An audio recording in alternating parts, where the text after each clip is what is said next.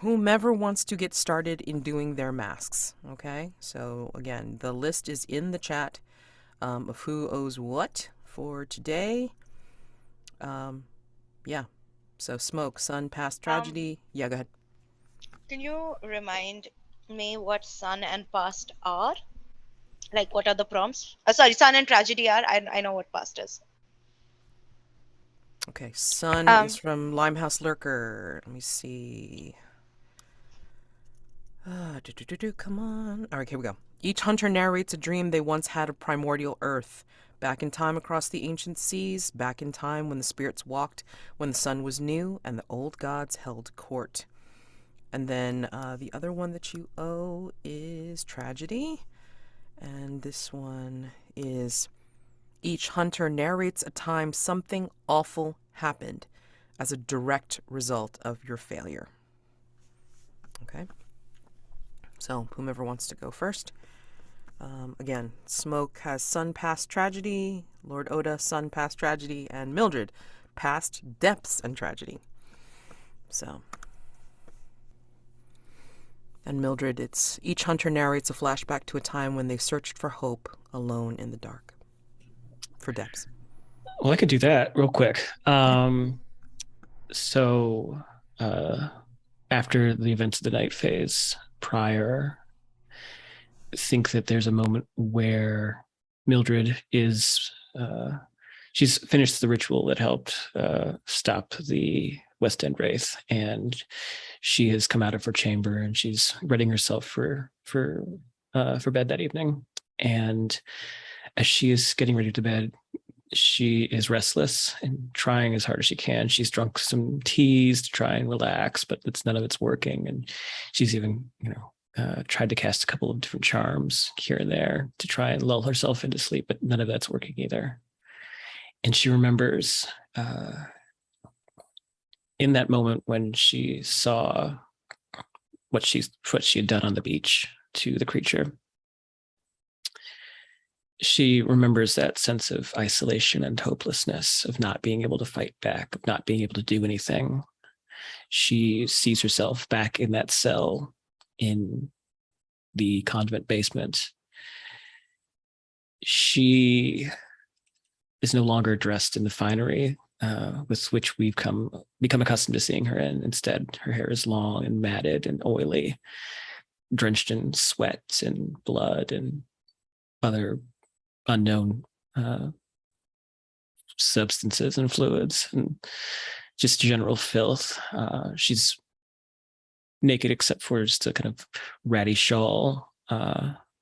That's the only sort of mercy that the sisters provided her, was to give her something to at least keep her modesty and warmth, even though it's threadbare and it's barely held together at this point.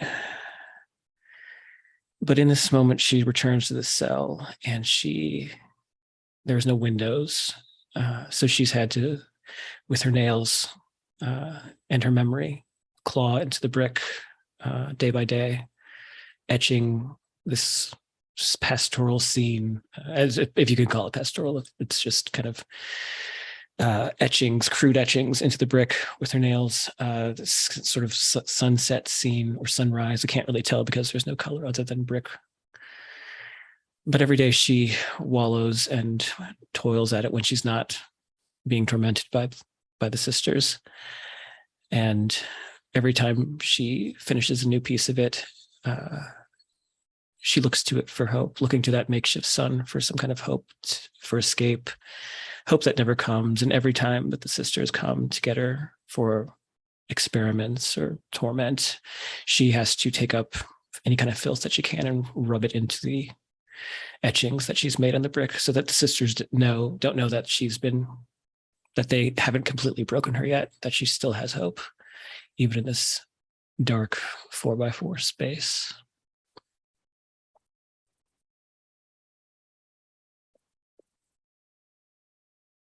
Thank you. Anybody want to do one of their masks or a combination? So tragedy is a time when someone gets hurt as a direct result of your failure, right? Yep. Okay. So I'm going to try to combine with that with the Mask of My Past, and we'll see how that goes, because it says narrate a flashback to the time after you finally went west, once you which shows you happy and free. So I think there's like this scene, or almost like this montage of scenes of Smoke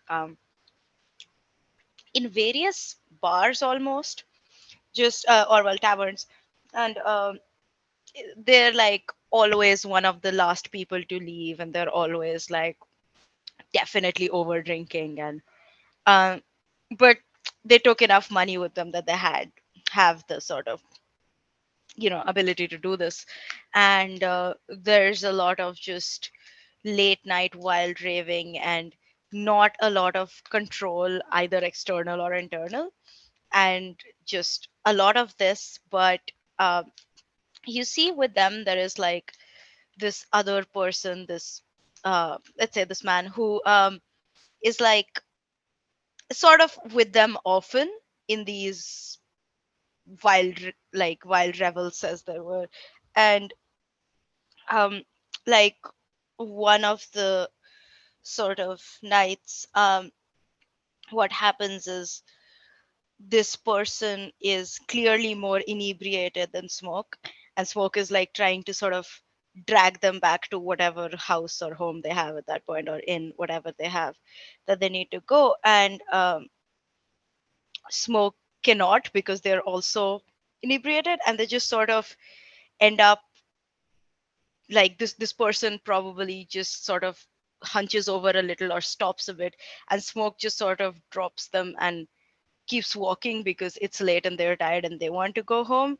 And the next day they read in the newspapers that there's like this person who was just sort of found dead on the streets, and they sit and cry about it for a while.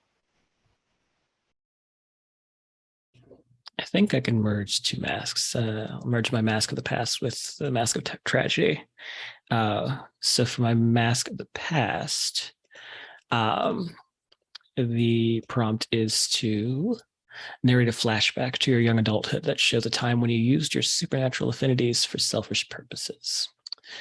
So we see Mildred. She's about the same age that we saw her in the last Mask of the Past. A young woman, still a teenager, but a young woman nonetheless. And Elagos is gone.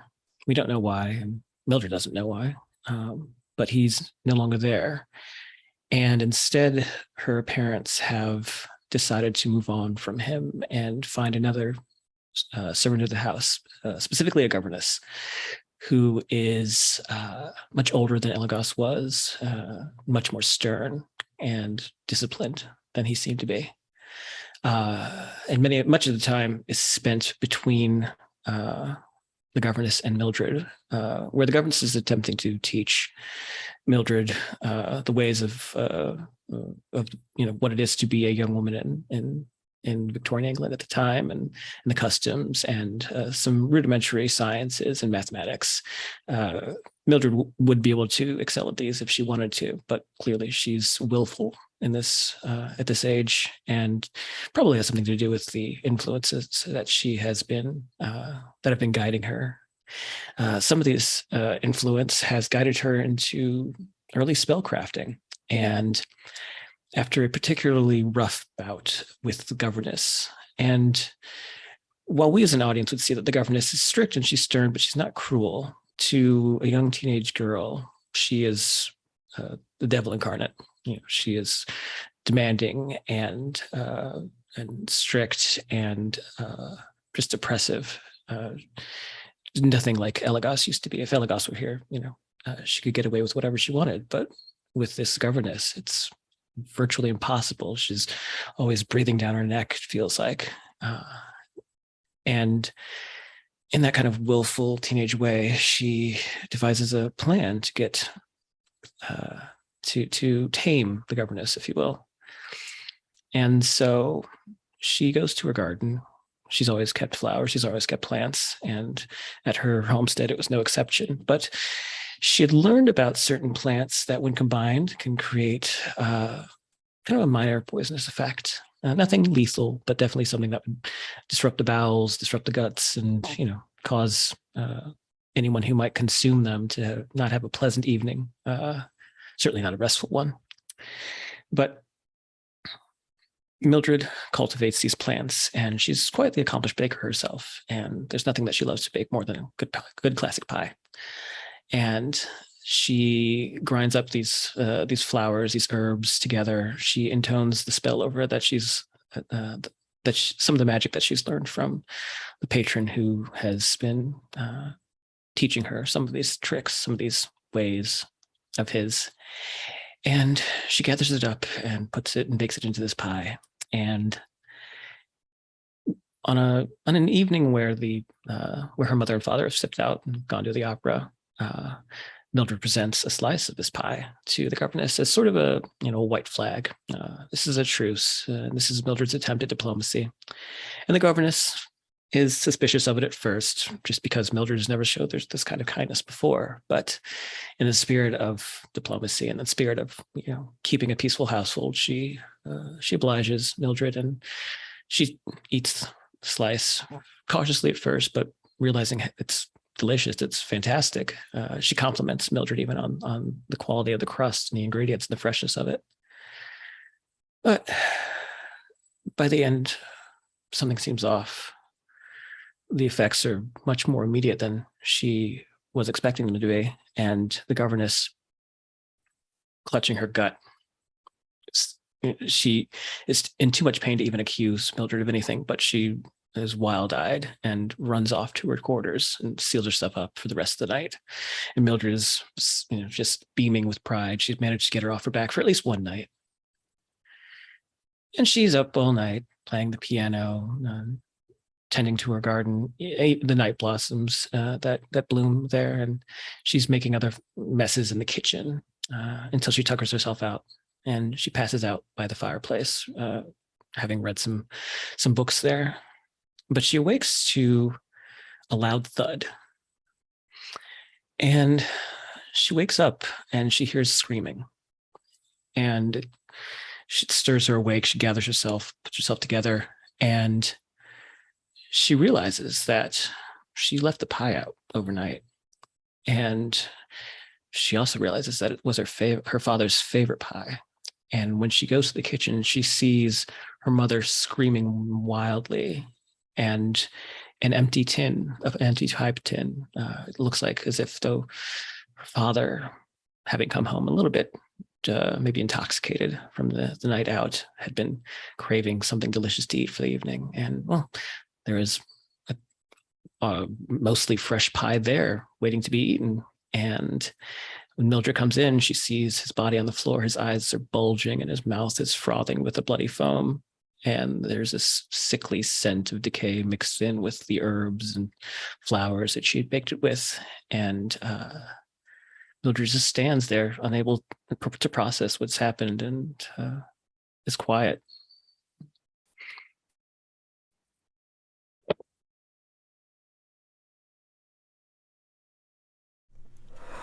Thank you. Lord Oda, or Smoke, if you wanted to finish off. What do you have? I think that we see on a parchment, like almost like the beginning of Mulan, like lines start to depict a scene of swirling koi in a pond, and we see above that, swirling, almost tumbling on grass above the pond, are two figures, as still young, but perhaps more innocent-eyed, Lord Oda, Satoru, and an artist whom they have invited to their court, who they invited into their personal private gardens, and they are truly enjoying themselves in a way that Lord Oda has not really enjoyed for millennia, perhaps. And the artist is able to critique Lord Oda in a way that's actually feels welcoming. Like it's not something that's oppressive. It's something that's very reminiscent of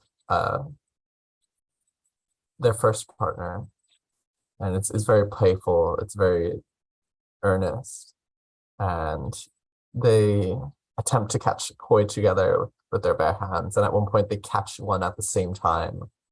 And Lord Oda asks if the artist would be willing to become the gardener for his palace, and the artist says, well, of course, but I don't know anything about that. And he says, well, you learn in time.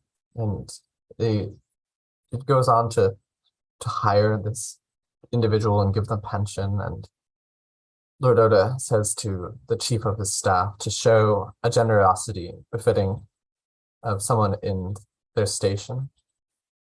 And one day, Lord Oda has to go off to suppress a rebellion in one of the provinces. And while he's away, the artist, speaking frankly as always, as he would to Lord Oda himself, critiques part of his court and is making recommendations in a way that is perhaps considered above his station to my chief of staff. And when I come back to the court, this is, about a year later after the scene with the coins, I find my lover hoisted up onto a cross. And because this is the culture that I had created in my own court to kill dissenters, and as suspicious of being a Christian, right? And I just find them dying and bleeding out on the court. And we see this artist just weeping and steely-eyed, but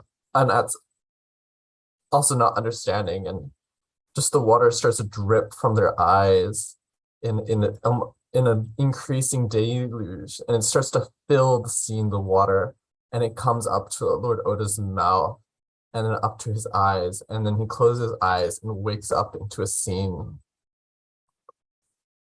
back in primordial earth, where Lord Oda's head, the ridgeline of his face, starts to peek above this soupy water and swamp.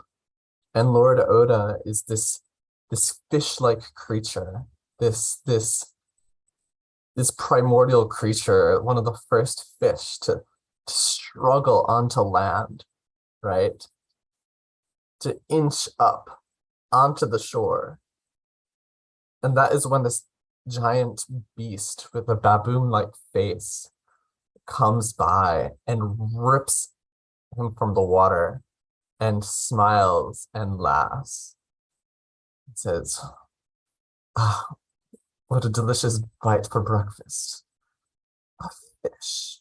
And bites off his head. And he wakes up, and he's in the kitchen of Hargrave House, and he's sending he has finished this beautiful repast, this breakfast with fish pie on the table, and with soup, and there's omelets, and there's bacon, and he smiles because he knows that he has made Mildred a fabulous breakfast, and the coffee is perfect. Or does Mildred prefer tea? He wonders, but then, doesn't care enough to really consider. And then rings the bell for morning breakfast. And so we enter day phase. Woo! Eirinar, I think you only have one mask left to narrate, but that's fine. We can wait till dusk. Yeah, we can do that the next, yeah. Sure. All right. So, I want to have this scene that was a holdover from last time, which is Oda has marked the last of the Undeniable's reflections. So, just going to go ahead and take a look at that move. What happens when that is done? When all the boxes are marked, you must frame an intimate scene with a fellow hunter where you reveal the masterwork to them and explain some of the terrible things you have done that are reflected in it. Then, if you wish, throw yourself at their feet and beg them for redemption. They can grant it by taking you into a passionate embrace then and there. If they do so, describe how you embrace a life of humility and grace, then retire this character. If the other hunter does not grant redemption, or if you choose not to ask for it, ask the keeper to narrate a scene in which we see you become a servant of the mastermind, then retire this character. Lord Oda, are you ready? Yeah, We're going to go into that to drift right into day phase. And then after that, then we will resume day phase as usual with other vulnerable moves because you have conditions. And I need to introduce a new threat. But this is very important, so I want to make sure this gets done. All right. So, Lord Oda, take it away. You've got stuff prepared. yeah, I think I prepare a picnic basket, right, and put all of the necessary ingredients for breakfast inside. I invite Mildred if she would like to come for a picnic to my private garden. And I say, Mildred, I want to show you something special. It's a gift for you. So leading up to that, I think it's, for Mildred at least, it's usually kind of unusual that she's not the one ringing the morning bell. But I think given the events of the last couple of days, she's needed to sleep in for a bit. And so when the bell wakes her up, it's this strange realization that she overslept, but that she also kind of doesn't care that she needed it. But she reaches into her wardrobe, and beyond the usual pastel pinks and soft powder blues and mint greens and all of these kind of floral colors, there is a single black dress that she pulls out because she is nothing if not a lady, and she is in mourning. So she puts on her morning dress, this very long, black, modest gown, silk taffeta. She pulls her hair back, puts it up in a very kind of chic but modest fashion. It's nothing too ostentatious. But she'll make her way downstairs, and I think the smell from the kitchen is what draws her to the kitchen, obviously, but to Lord Oda, who I guess is presenting a picnic basket. Oh, yeah, I have a picnic basket. And I say, well, Mildred, you may or may not know, but I do have if you ever noticed, I have some gardening tools in my room. And I wanted to show you, I wanted to give you a plant that maybe will help give you power in these difficult times. I know you're in mourning and that life is giving you a very heavy hand right now. But there's something I've been holding on since forever, really. I feel like I needs to go to someone who really cares. She has been completely stone-faced the entire time as you've been talking to her. And there's probably like a few very awkward seconds in between where you end and she finally speaks up. I will humor you this morning, Mr. Oda. Would you like to invite your hand, Mr. Elegos? No, he has other things to tend to at the business. Well, I'm excited to have you with me. And I turn heel and I'm holding this kind of heavy basket. And I'm in a gardener's uniform with like a nice apron, tied with a bow and like little shears. And he has the little gloves in the one pocket. and he still has a chef's hat, and he hasn't realized it's still there. And he's just walking toward his room, where he just opens the door and walks in expecting you to follow, and goes to the large window. He pulls out the satin cord key, slips it in a wardrobe, and there it opens up, and we see the shadow of Buckingham Palace framing the interior, a silhouette in the distance. He says, "Would you like to come visit?"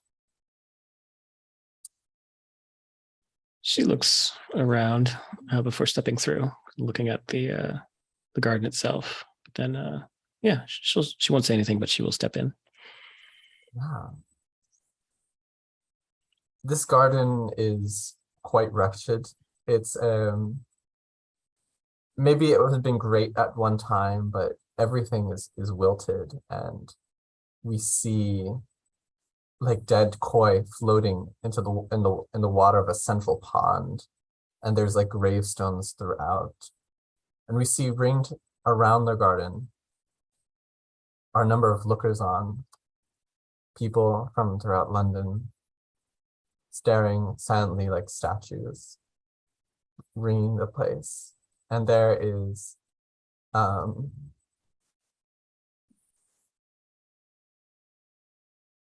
two figures waiting near a small island in the central pond. There's a small bridge.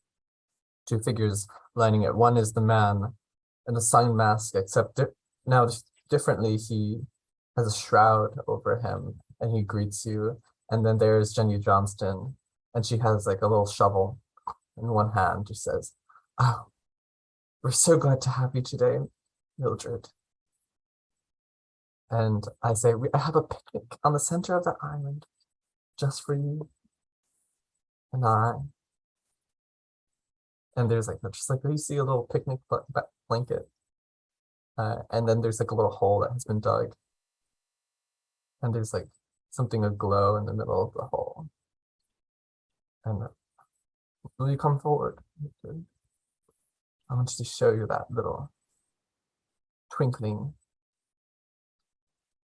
What is your game, Mr. Oda? This garden is in quite the state. I would have expected something much more grand, considering your sense of self-worth. Well, you see, Mildred, that this garden is, well, it's a reflection of me. And in many ways, it's more than I myself am physically.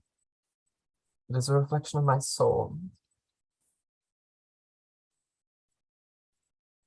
She looks around, scanning over all the decay and all the rot, and she looks at the kois that are floating up, bobbing up on the surface of the pond, and she kind of internally shudders a bit. She doesn't let you see it, but she does shudder a bit, seeing the dead fish. She turns back to Oda and says, "What is it in that hole that you want to show me?" Well, you see, I would like to show you first. You'll really understand, but it's not going to hurt you. It's not what I'm concerned about. It's an object of power that I think, as a lady who really understands horticulture and beauty, would really take care of. You see, Mildred, I think I'm going to leave Hargrave House today. And I want this to be our best time together. I know I've been a cruel, uncaring, rude, cynical, all around a nasty person to live with. But you've been all right. Far better than Eligos and that American. And I thought you deserve something. Do you think that you're the cruelest person I've ever met?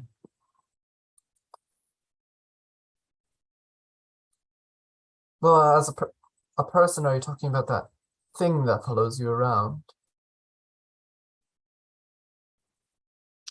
I suppose you're right. It's not quite a person, is it? Your cruelty, though, is juvenile, Mr. Oda. And quite frankly, if it weren't for your extravagant spending and garments and theatricality, well, your daggers would be dull and no better suited for schoolyard bullying. That's true. I'm a bit of a bully, I apologize. No, don't well, apologize if you don't mean it. That's true, I shouldn't apologize. But here we are. Here we are. So what is it that you want to show me? I want to show you an apple that I planted from the Garden of Eden that you can transplant into your own garden. I have some people who will be willing to help out with that. Even now, its roots are sinking deeper into the dirt. Will it suck the life from this place further, or will it generate life and make this place flourish again? I would love to find out, but I think that's something for you to find out, my dear. I also have breakfast, and it's getting cold. And I start to walk forward. She'll follow. She'll look at the little gold gleaming in the hole, but she'll follow over to the little picnic area. Well, I think the gold thing is like gleaming right next to the picnic, right? Okay. And I start to like put things out. And like when you look at this, how do you know it is in fact an apple tree that is starting to grow that like comes from like the time of Eden?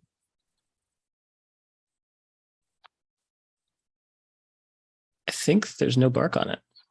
I think whatever it is looks almost like flesh. Yeah, that's excellent.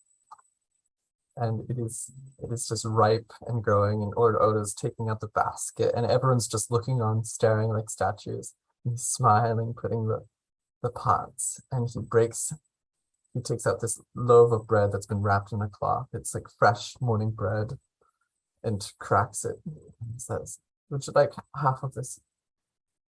I can add things to it." I actually don't know what I'm doing here, but if you can help me, I would like your guidance. She sighs and she takes a look at the spread, takes a sniff to see if she picks up on any kind of like poisons. I feel like she'd have a nose for that now, considering all her past. But she'll survey it and say, "I would like for your servants to eat first." Of course. And show them that kindness.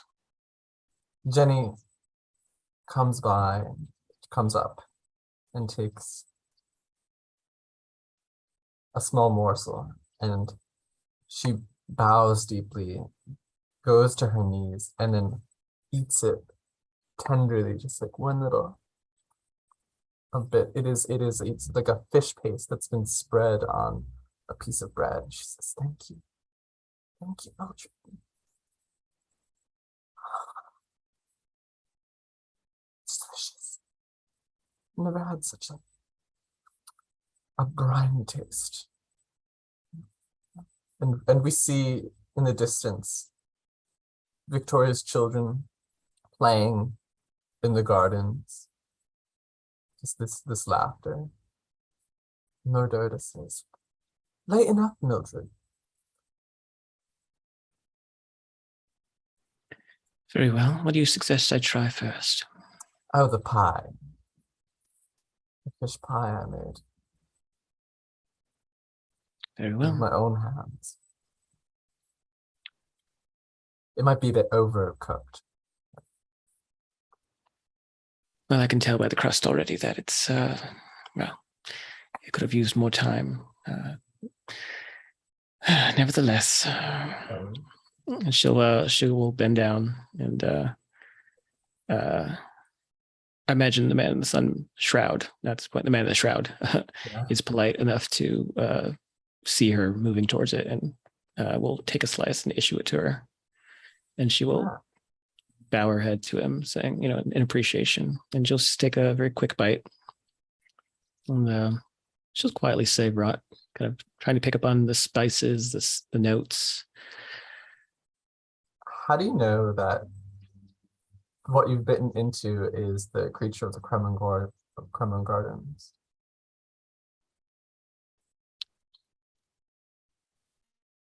I think because Lord Oda is nothing if not, well, he's not subtle at all. I think that there's a moment where she's taken another bite to sort of, because there's something familiar about it. There's a scent to it that's briny, but in a familiar way, not in just sort of like this generic fish way, despite all the spices that have been put into it and the vegetables. But she looks down, she sees that in the elaborate sort of display that you've made of the pie as a sort of centerpiece, there is that glittering brooch, the floral brooch that she gave the creature. And she sees it nestled right into the center of the whatever kind of tray or centerpiece is highlighting the pie. So it's not necessarily taste, but she sees the pin and she's like, oh. She hands the plate off to the man in the shroud and the fork as well. And she keeps her gaze away from Oda. I have done many terrible things, Mildred. I am not just a bully, I am a villain. And you have to understand that it's partly because I hate you. I hate you and I hate all of humanity, and I have since I was thrown out. And because humanity, it reflects me, but more so it reflects my creator, the one who has made me in his image. I only care for the animals, really. Do you? To this extent that I can. I'm a tired man, Mildred. Clearly too tired to take care of your own fish. And she looks over at the dead fish that are bobbing in the pond. Lord Oda dips a hand in, pulls it out, and says, it couldn't be helped. They died when my last lover, when I was too weak to save them. And I was a failure. They've been floating here ever since. I should have cleaned that up. Mr. Oda, you've never stopped being a failure. You see, you may hate me, and for what reason, I don't know, and quite frankly, at this point, I have not a care. But the truth is, Mr. Oda, is that I don't even hate you. I don't care about you. When you're gone, you're dead to me. You don't exist. You don't even exist to me, Mr. Oda, once you're gone. And once this garden is gone, once these servants of yours have passed on, your memory will not carry on. You are not as immortal as you believe yourself to be. And so, Mr. Oda, I must say to you, I appreciate this attempt at diplomacy and at a peaceful, seated event. But much like you, it's all pomp and no substance.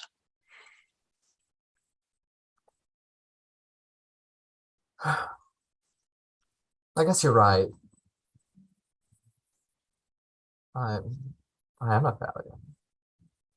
With that introduction, will you take my gift or will you not? Yes, I will. You will, with the apple? Yes. Oh, that's very kind of you. Are you just going to destroy it? No. That's something that you would do. It's true. And he licks the slimy fish the koi that he's plucked out of the water and bites off the head and spits it away. He says, I was expecting that to be a little tastier. Well, Mildred, I'd like to finish this breakfast with you if you'd like to join me, and then I'll be away. I think I've had my fill, Mr. Oda, but thank you for the invite. It's been a pleasure. I I'll hope see. Your little friend has had a good time. I did it partially to enjoy the experience.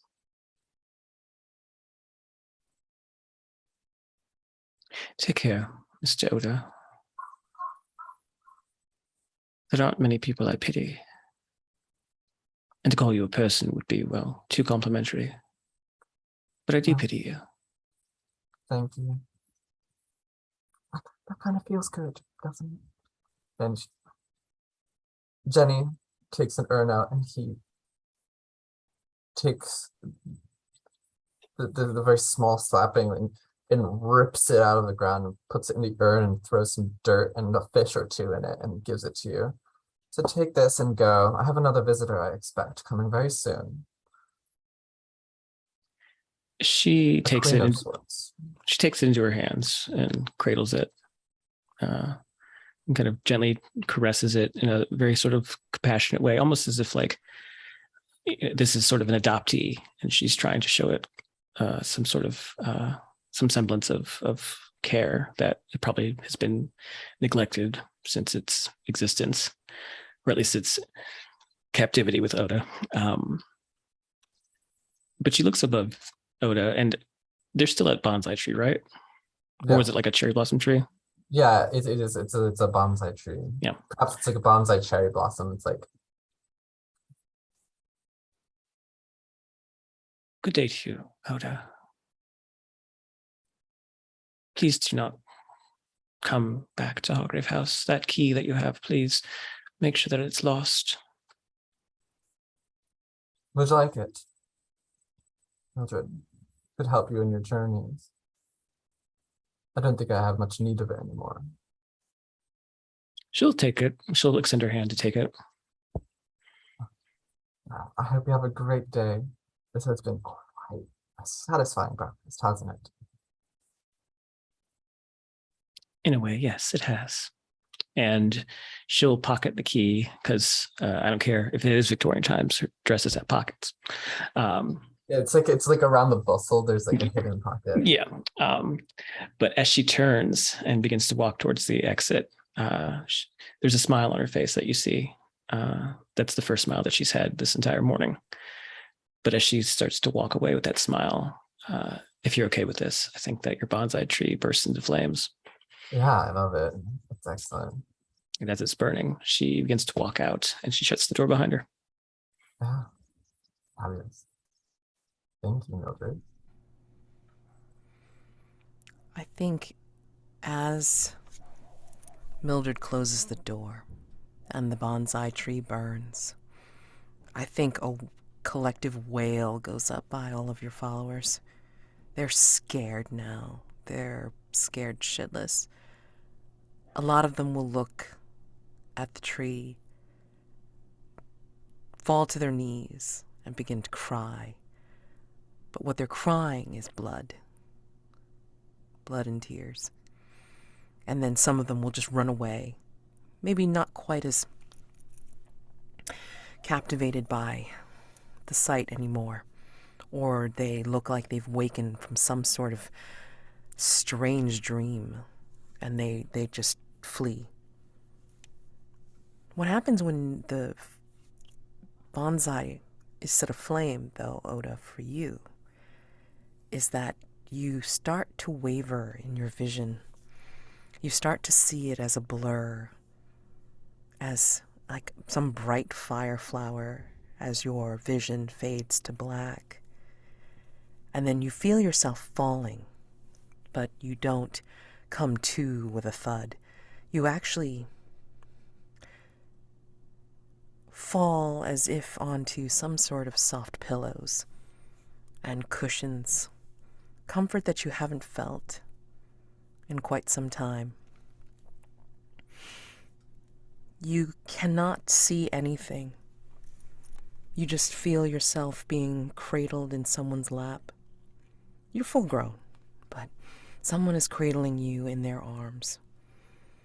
And you hear distantly, as if he's across the room from you, you hear Greco's voice.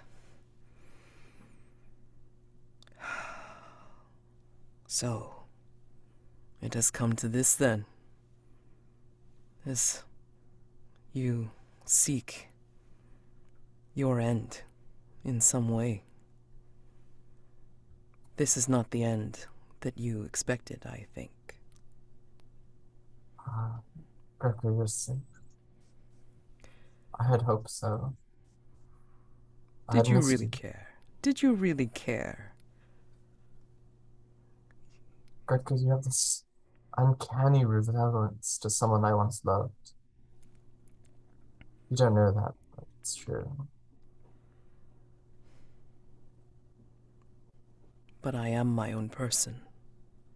Just like you are your own person. Is this how you want it to end? What would you see fit? I thought you were going to atone. I thought you were on some sort of quest.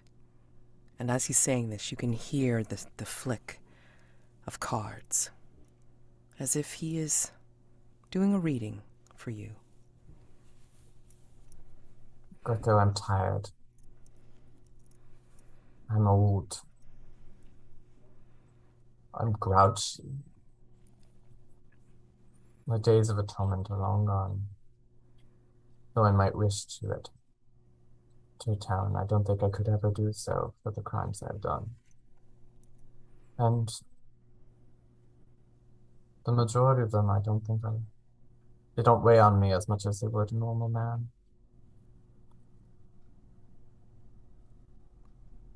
I'm sorry I was unkind to you.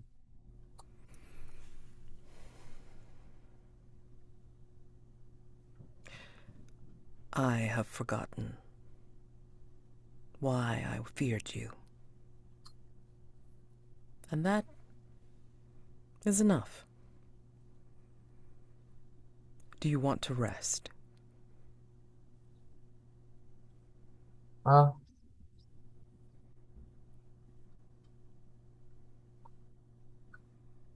tired of guiding my own action and being a frivolous child. But if I could see my lover again sometime, in some way, the one who's barred beyond the gates of heaven to me, I would be grateful. I think as you're laying in this person's arms, and you still hear Greco from what sounds like across a room, you feel the warmth change a little. You feel like you have not felt since you were a young child.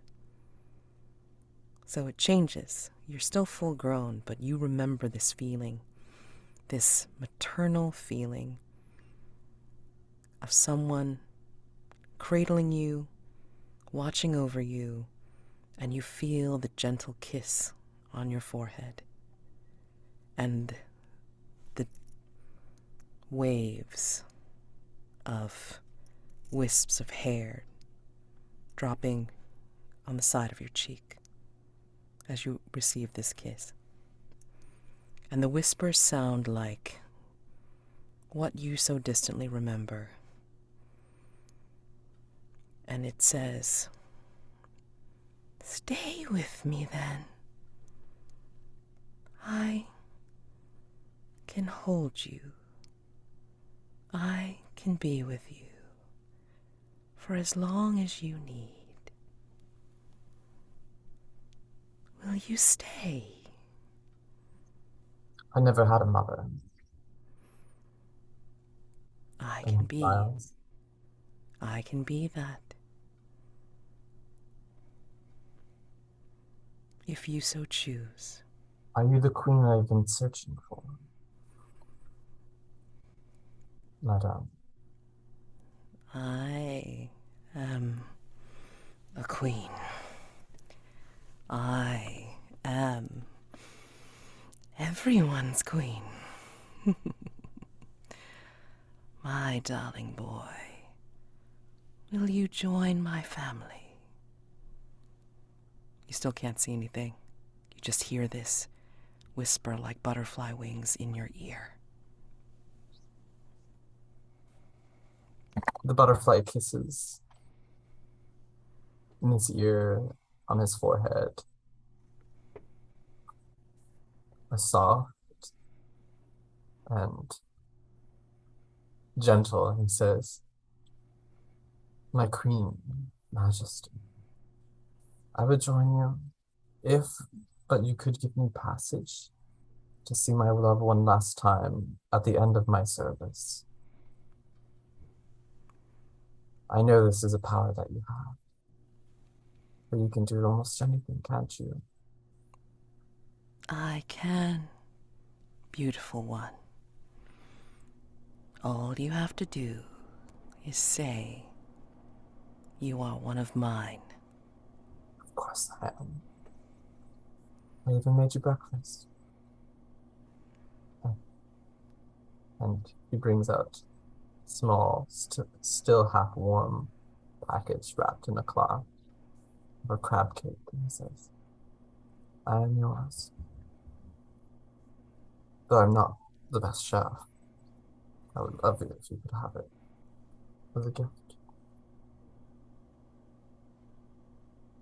I do not partake of you for your cooking. You will be of service to me. And join us for the move against Victoria, Hargrave House, and everything else about this land. And he sighs and leans into the lap and says, "Well, it's going to be a fun time, isn't it?" And takes a bite of the crab cake and smiles for the first time in a while. And you hear her laughter ringing not above you or in your ear, but behind your eyes and all around you. Okay. So, Ben, are you going to be playing the neighbor? Or the pride. Ooh, I'd need to see that because I haven't actually looked at that one. It's the 3 cats in a trench coat one, or well, N cats, I suppose, where N is some number I don't remember. Yeah, there's 9 cats, but I'm thinking of changing that playbook, but I have, 10 playbooks? So, Well, I mean, the neighbor's like at least the easiest one because one, it's short, and two, because it's like it's one that anybody can pretty much pick up if their character suddenly retires. Right. So that's this the is brilliance of literally it. the reason it's been created. Like, if someone goes to jail and they can't continue out the session in any meaningful way, or like their character just dies before the end of the session. So Right. No. I mean, like, I'm perfectly happy if you want to go ahead and fill in for that because I mean, like, that's kind of a fun thing to do. Do you have any stats for her? yeah, she's kind of weak in some things. Yeah, but I mean, like, if you have like a little pattern that you'd like to introduce after we do like maybe a vulnerable scene or two with Definitely. our I mean, she can just show up, oh, that's true, she's a nosy neighbor. Okay, Yeah. all right, so let's go to Smoke. All right, Smoke, I'm guessing that through all this hubbub or whatever, I think you get up when you get up, and you are probably the only one in the house that receives the Morning Post. And what you receive through the Morning Post is a letter. A short one.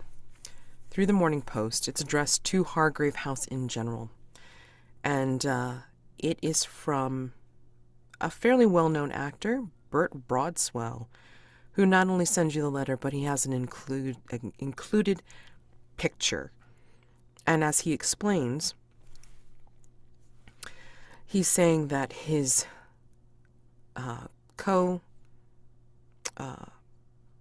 player, an actress he knows, Penelope Levy, disappeared a week ago.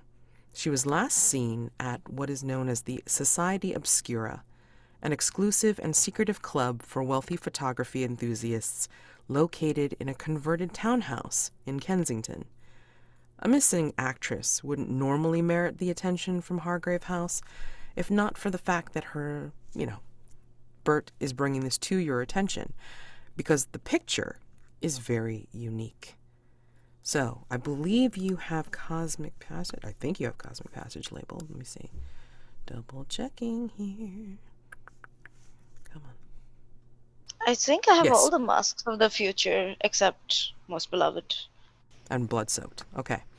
Yeah. So, given that you have Cosmic Passage, there's something unusual about the photo that unmistakably confirms that it was taken with what's known as the Whatley camera. And I will go over that in a minute. But what looks weird about the photo? I think Penelope's. Is it a photo? It's a photo of Penelope, right? Yeah, So, photo of Penelope, yeah. Yeah. So I think her eyes, like it's like a standard kind of black and white photo, Mm-hmm. but her eyes are like glowing green in it. Like her eyes look distinctly green glowy. Definitely unique in this time, for sure. So, if you find yourself curious, because I know you're usually a person of action rather than of research, just want to give you a little bit of background.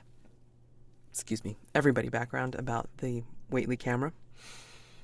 The Hargrave House Library contains research on the so-called Whatley camera, one of the first wet plate type cameras ever produced. People who are photographed by the camera have been known to disappear without a trace. An American scientist and philosopher, Atticus Whatley, you might have heard of him before you left. He studied the camera for a number of years and proposed that it was some sort of entity, a demon or even a god, and that the people who went missing had been transported to another dimension.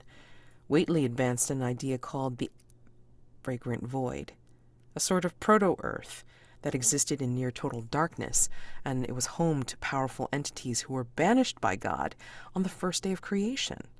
He believed that some of those entities could still operate in our world, hidden from view, perhaps through common objects like the camera. While his research couldn't prove the existence of the fragrant void, he did manage to show how the camera caused people to be whisked away to another dimension.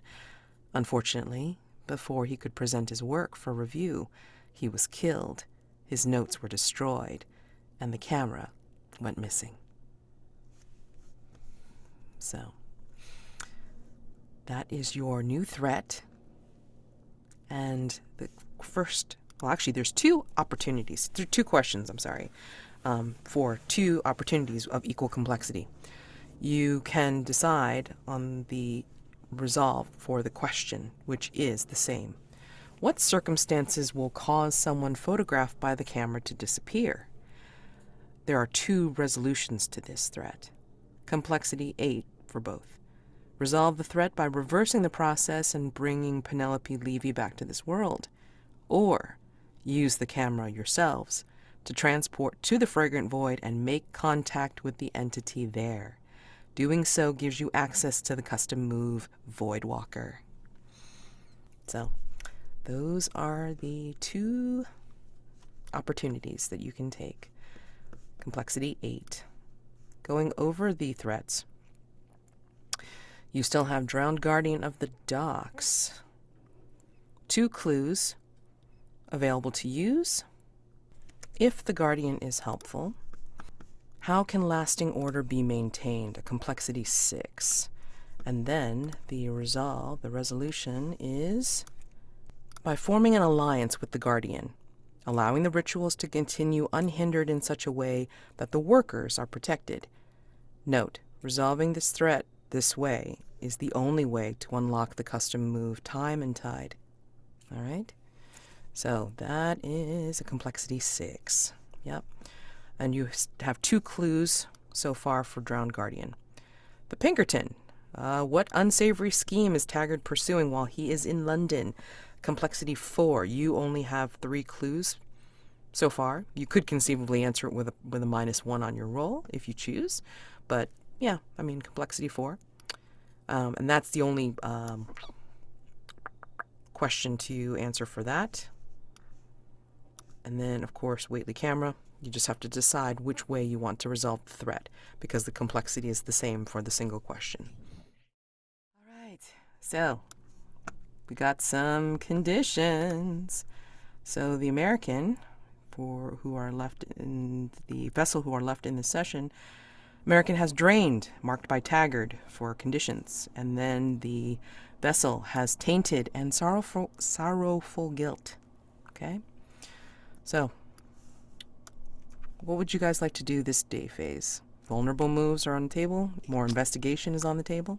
Yeah, I mean, I definitely want to move with Smoke if they're down for it. Okay. But Yeah, vulnerable move, I think, is smart.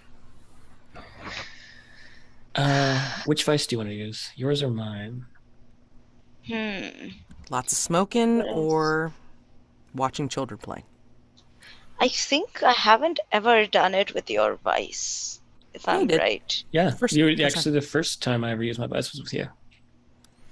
Oh, okay. Yeah. Then I'm good with either. Trying to think, because part of me thinks that like Mildred is like she's still in mourning, obviously. So I'm not sure if she like going to see some kids would be kind of a pick me up, but also Mhm. like it would be depressing in its own way. Yeah. So yeah, I'll let you choose, Eirinar. It's your choice.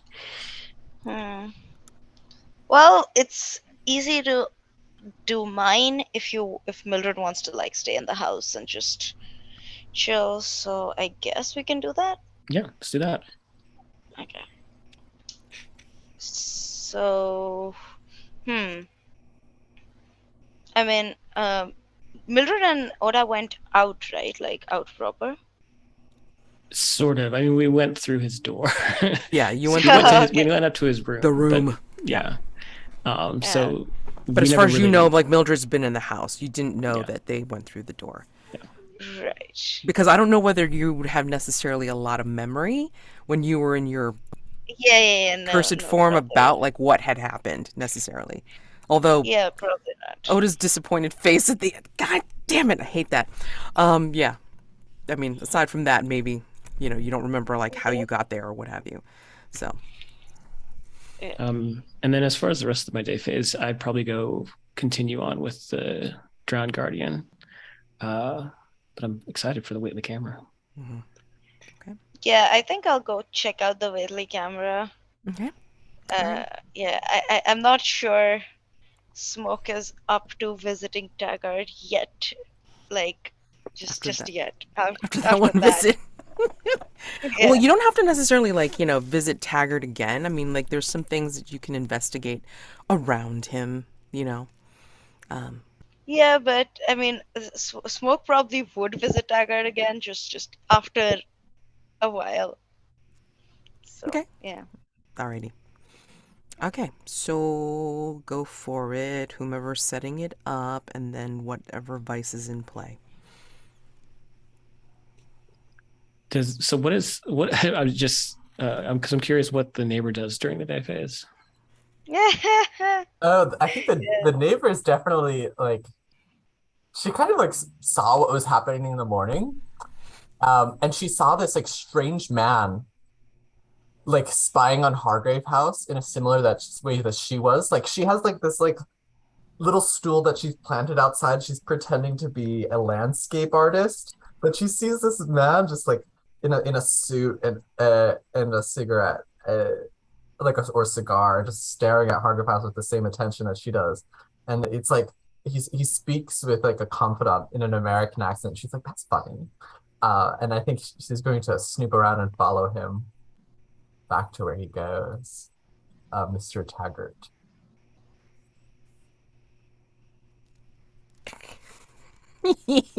Love it. Oh, and then by the way, so Mildred, when you come back to your rooms, actually, like from, coming out of the secret room entrance and then go back to your room, when you go back into your room, I'm sorry, I think you do hear like the familiar growls of your entity, your friend, but then you also hear something like laughter. Because in the shadows of the room, which, look like shadows, maybe like, there's not a lot of light coming in, you realize the shadows are moving. And the reason the shadows are moving is because there is an abundance of spiders that are moving outside of the shadows into the light and then outside of the room as you open the door. She lets them pass. She's a little taken aback by it, obviously, but and surprised that they weren't eaten. But yeah, she'll let them go. And after they seem to dissipate out of a room, she'll see them crawl and wander away into the different areas of the house. But she'll look into her room, see if there's anything like any sign of where they might have come from. Because I mean, she tries to keep clean her room, I think you hear a little chortle. I think chortle is the best word for this from your friend. She glares at the bed and just shuts the door instead of and just I think she's just gonna go ahead and go try to find Smoke. As you leave, as the door closes, you hear very, very distantly from behind the door, "They weren't my fault." Of course not. You would have sent snakes. And she'll keep walking. And that is one of your mastermind clues. Ew.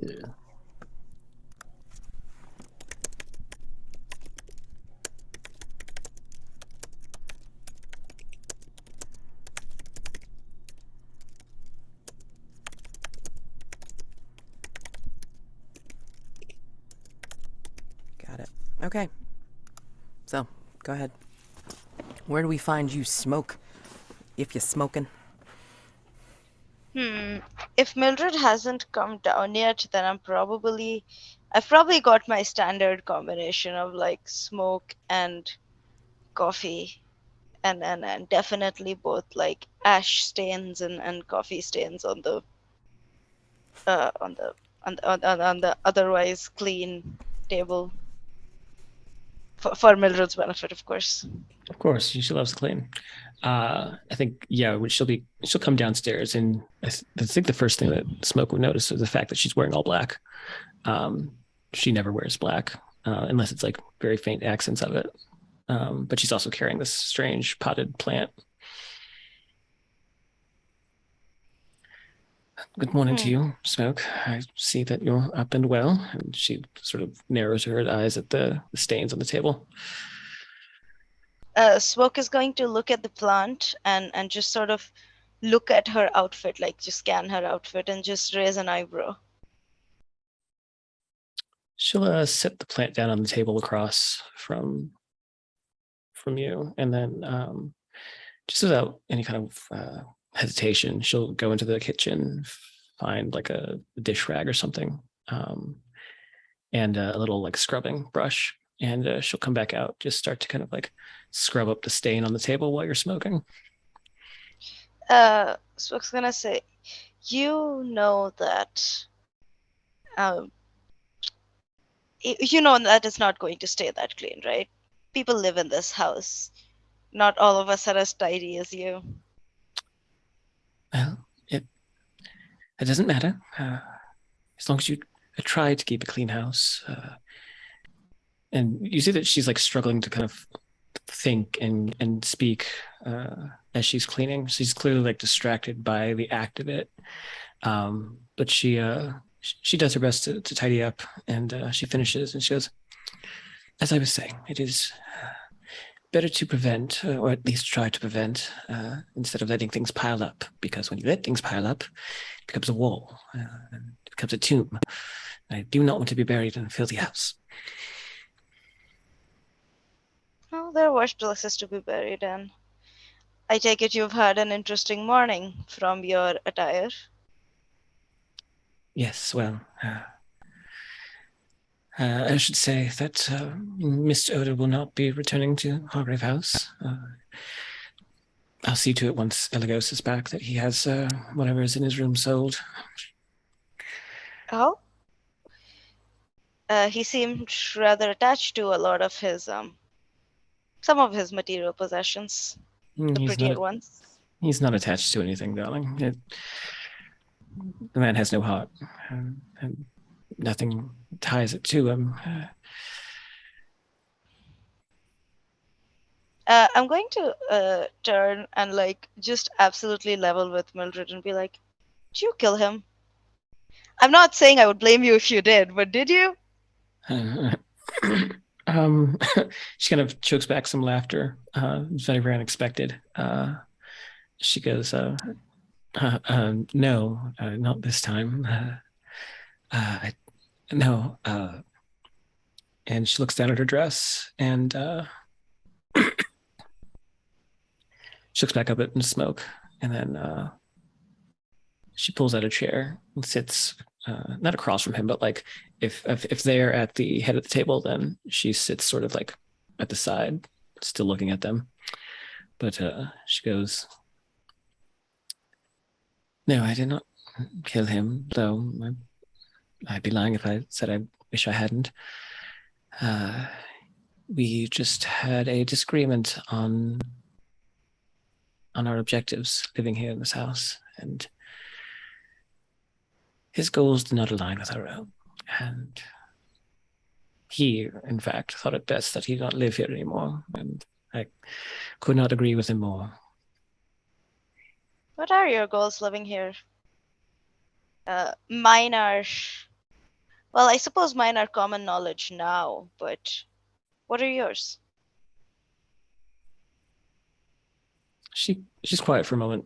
She thinks about the question. She looks at the plant and lets her gaze hang there for a moment before replying. And I think I'm still trying to figure that out. I came here because I knew that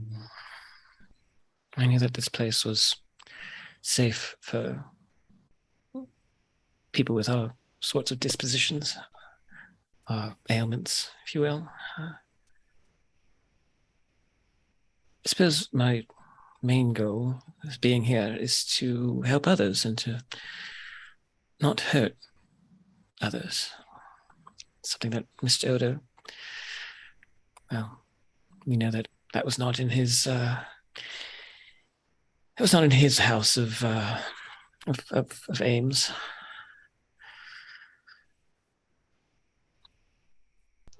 Smoke is going to sort of, when you say like to help others and not hurt others, like specifically at that point, just sort of turn a little sharply and look at you, and then just turn away, not really, sort of not reply, but also they have this look of slight disbelief.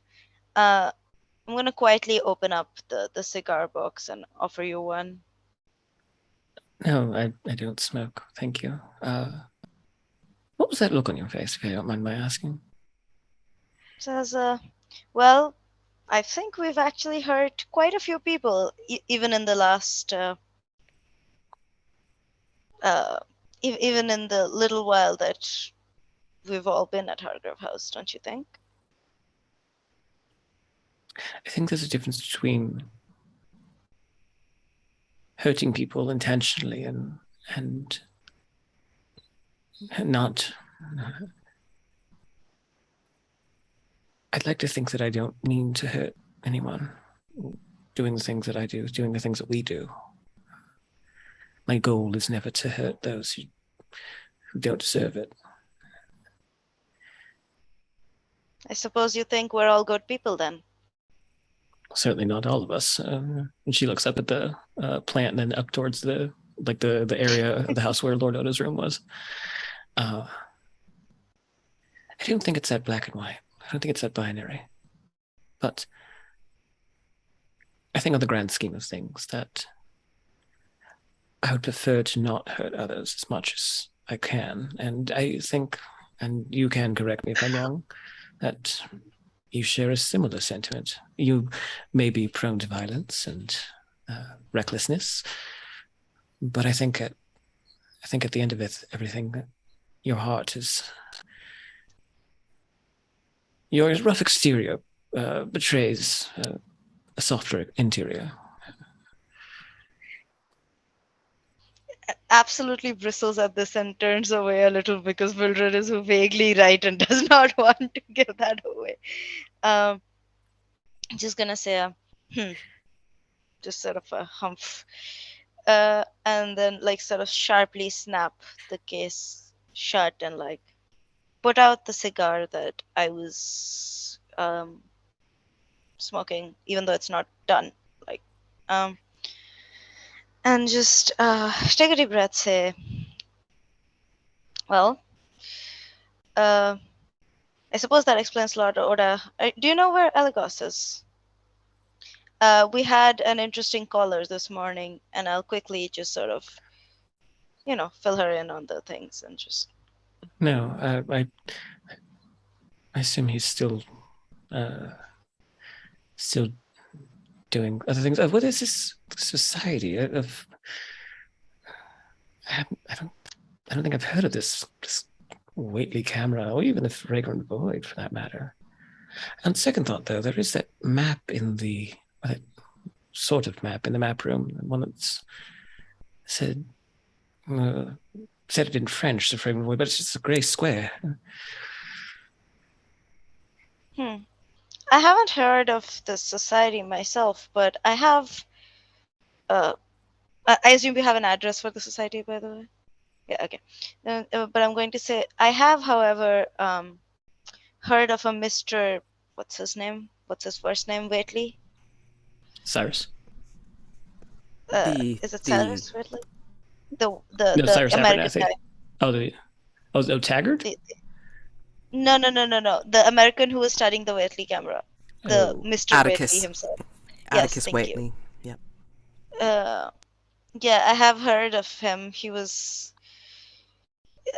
Well, some people called him a lunatic. He tried to get his stuff published in the papers, but some people believed him. Most people that believed him were also conspiracy theorists, so it wasn't much of a big deal. Yeah, so maybe there's something to this camera after all. Our client certainly seems to believe there is. Perhaps then it's best that you pay them a visit. They may take you as a novelty, if nothing else. Society folk enjoy the novelty of Americans and entertaining them. Perhaps you can use that to your advantage. I have rarely been able to use my novelty to my advantage in this town, but we'll see. Would you mind if I suggest something? And I don't want to seem as if I'm speaking out of line. But have you tried?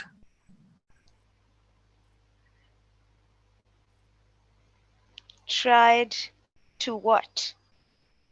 Well, you said that you've not been able to use your novelty to the most effective,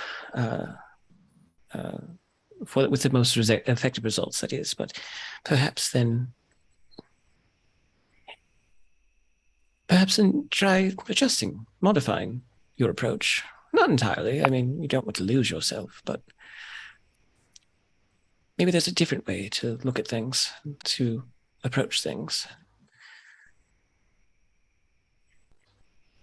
Smoke is going to look at you and your relatively elegant black dress that you're wearing, despite the fact that you never usually wear black and things like that.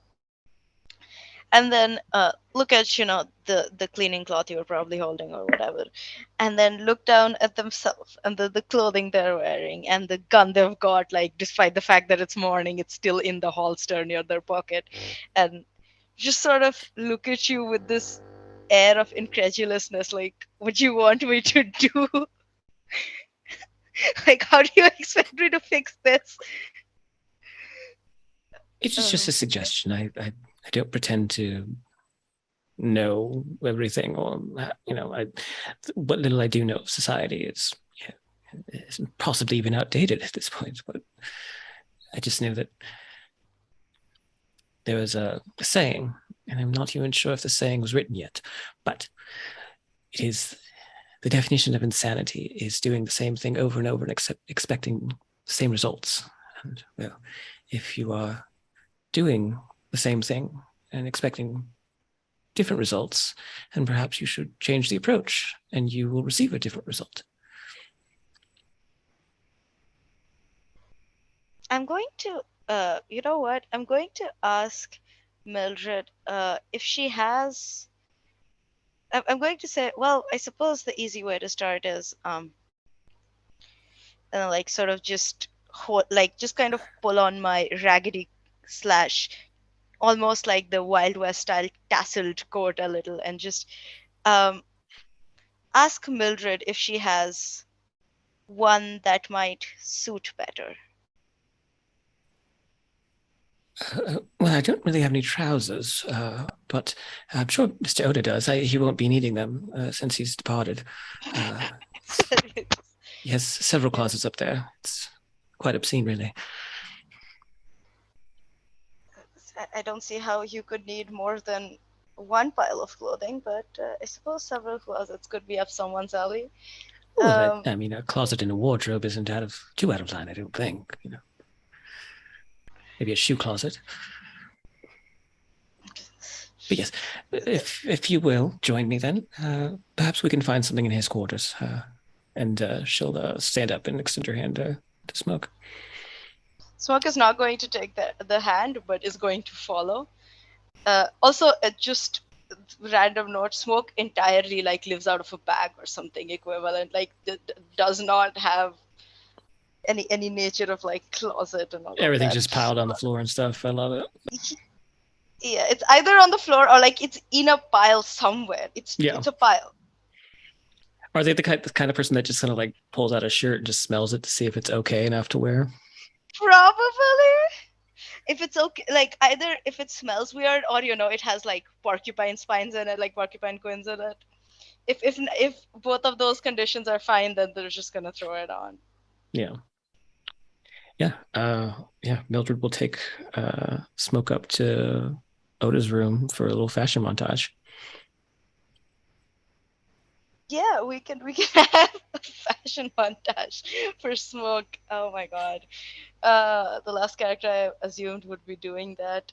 But yeah, I think Smoke is going to go through like Smoke is gonna look at all of like at least the things on top that Oda has, which are like these elaborate, probably and I remember Oda mentioning a bunch of like silk nightgowns and things like that, and Smoke is just gonna sort of turn up their nose literally at that, and then just eventually settle on some sort of black pants, and because Oda has them, they're probably satin or silk. Ben, feel free to give us a fabric, I guess. Like they have embroidery or something, but they're like, it's the kind of embroidery that's in the same color, so it's more subtle than it's just like sort monochrome. of yeah, sort of monochrome, like on itself. Like if it's black, then it's just black embroidery, so it's very subtle and it shows in the light, kind of thing. And yeah, just pick out new clothing that's like maybe a shirt, which again is probably some fine fabric, which Smoke has not worn fine fabrics in a long time. And gonna forego the jacket for once, and like I don't know, maybe try to neaten up a little bit, just wash the face and like part the hair properly and not have it look like I dragged myself out of bed all the time. and just look at Mildred for some sort of vague approval. Once, Yeah, I think during the montage, there's definitely been those moments where like Mildred is just sitting on a like a little lounge as Smoke's been trying different things on, trying to like figure it out, and Mildred will raise an eyebrow if she thinks it's kind of questionable, or just shake her head if she thinks it's a total no. But I think when you come out with this, say, "I think you're almost there," and then she will go to one of the racks of jackets and she'll pull out like a darker velvet with like a silk lapel sort of morning jacket, and she'll hand it off to Smoke. And I think the thing that makes it very Smoke-like is probably like there's like a little like skull and crossbone pin on it made of gold. yeah, I'm going to like just sort of wear it, and then also but like push up the sleeves a little, because like uh, obviously that's not how Oda wears it, but yeah, just push up the sleeves a little, have it be have it show a little bit of my tattoos and things like that, and just and then like eventually go grab mirror from from my room and put it in one of the like large outside pockets, so mirror can vibe. Just for this thing for my day face, I would like to um go Waitley camera, like go check that out. Society Obscura. You're muted, Mads. Matt, you're Thank you. muted. Thank you. So let's fade to black on that scene. Let's go over conditions. Smoke, which of these conditions do you think you've removed? Drained or marked by Taggart? I think trained, because like there's no reason this should unmark me, I don't think. Yeah. So I mean, yeah, Taggart's still following you, yeah. or still Yeah. still on the hunt for that bounty. All right. And Mildred, tainted or sorrowful guilt? I'm gonna keep sorrowful guilt for right now, but I think tainted. She's the energy of the house already feels different now that Oda's not in there and they're raiding his closets. So Yeah. This poor man who's barely left, and we've already stolen his most prized possession, You probably. should just burn it. I mean, honestly. I mean, we're gonna sell it though. Don't worry, we're gonna make some money. Yeah. I'm gonna Oh have my Like, god, Elagos. also the yard sale. probably just Yeah, we're gonna have the yard sale. Elagos is gonna be at the table. Yeah. Exactly. please, it's Oda, so it's probably more of a quote unquote estate sale, but oh god. We're gonna donate like the most expensive things though to like Limehouse. Yeah. Just Yeah, so that Oh like, yeah, and like Smoke is definitely gonna go like raid through anything that has like a skull and things like that, and a smoke staking at some point. I'm Excellent. gonna say to excuse me, to close out the scene in this room, actually. I'm gonna say, as you guys are looking through, like, all of Oda's myriad of things and possessions and trinkets and find his tchotchkes rope and drawer, accessories. Yeah, that's there too. But you come across Mildred, you would recognize this, actually. You see what looks like the gilded, ornate mask of the man in the sun mask at the opium den. You saw him, but instead of wearing the mask, you knew it was him. He was wearing the shroud. And this is where his mask has been. Do you go over to it? It's actually hanging on the wall. Yeah, I'll touch it and maybe take it up to my hands and just hold it in front of me. As you are taking it down off the wall, you see from behind you an arm wearing golden silks and brocade grasp and put their hand on yours. And you hear in your ear, "Stop.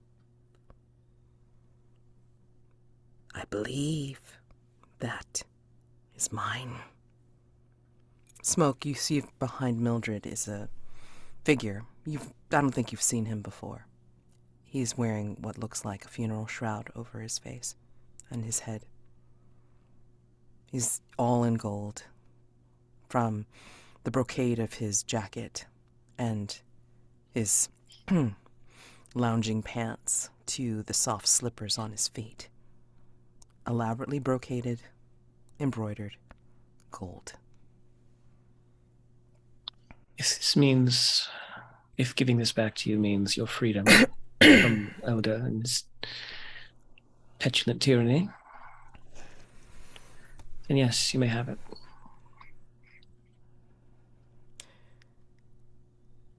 The whisper, excuse me, the soft voice of the man in sun mask is down to a whisper, and it feels like gentle warmth in your ear, Mildred.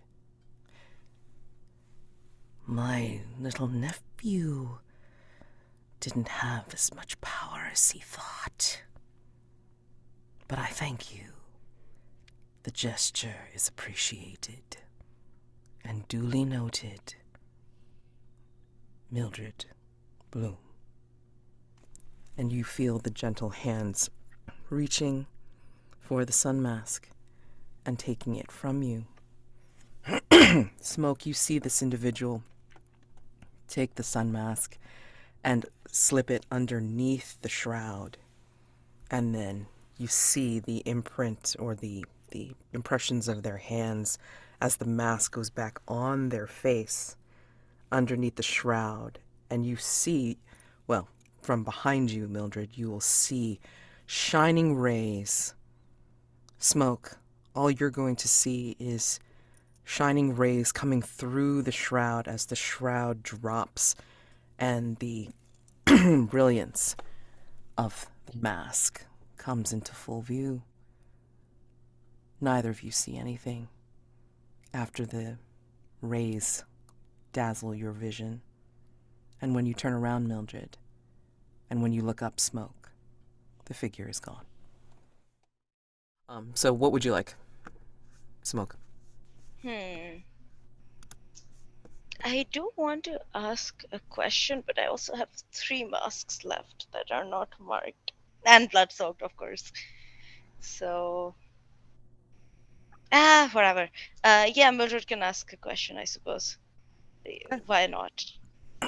Do you know what question you want to ask, Mildred, or should I give the neighbor time Let's do to... some neighbor stuff, yeah. Let me think about a Okay. question. All right, so Ben, please introduce us to Mary Elizabeth Ashe, a Court Rempington of 49 Belgrave Square, please. Yeah, Mary is you see her, she's in a simple attire for a lady, of course. She has a butler in tow, and who's seeing to her. She has a little pooch named Muster. She has on a leash. What else? She's like the lady who's past her prime.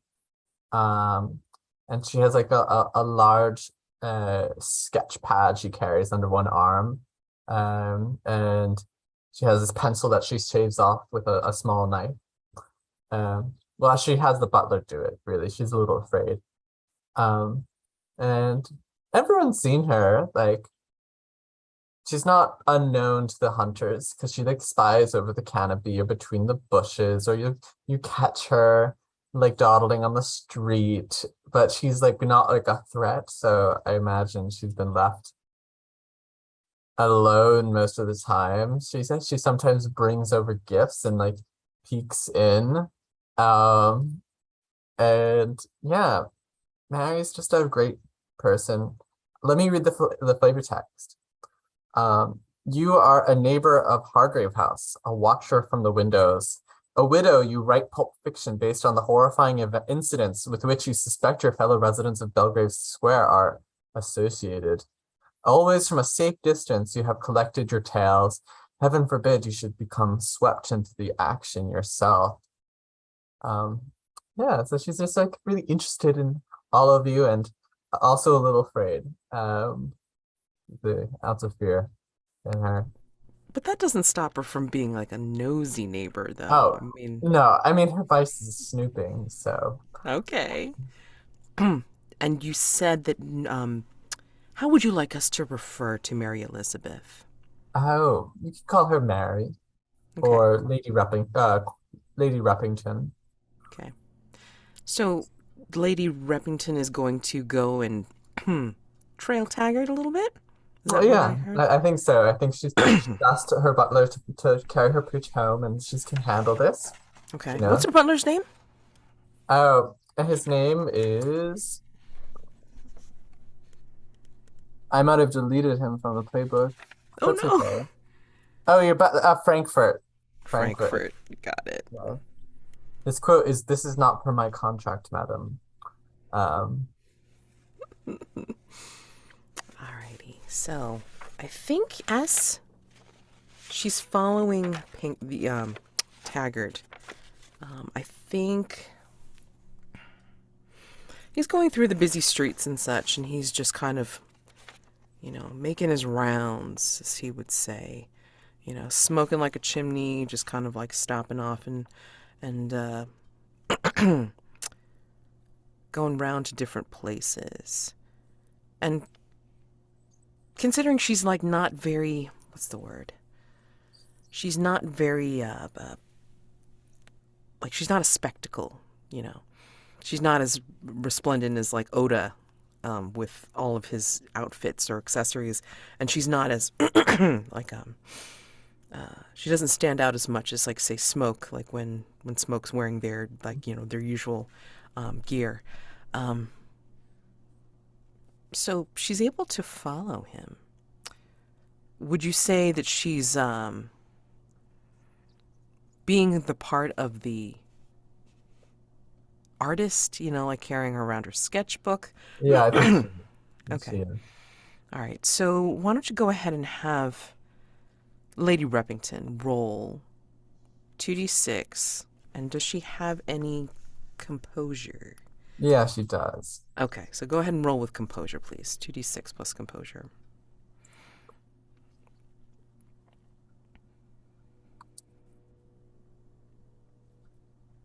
Okay, so it is a 10.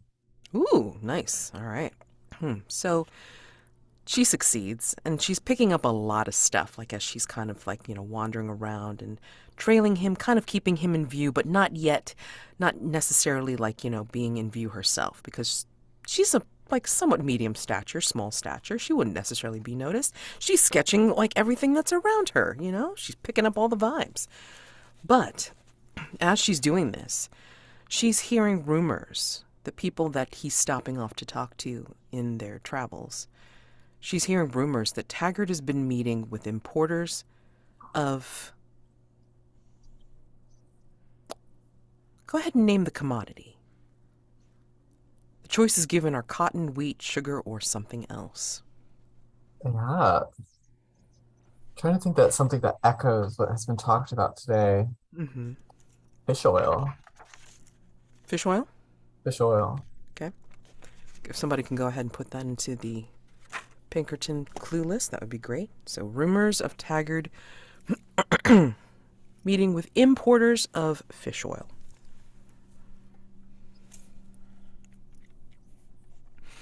And you're getting some really good sketches. And in some ways, like, you're also getting some interesting sketches of, like, the back of Taggart's head. And There's this very nice, this fine bald spot that really reminds her of her late husband. She's, oh, what a handsome man. Taggart or the ex-husband? I mean, the late Both. husband. Both. Oh.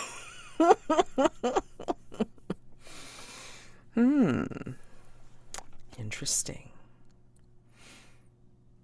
I think I'm just going to do it anyway because it's fun.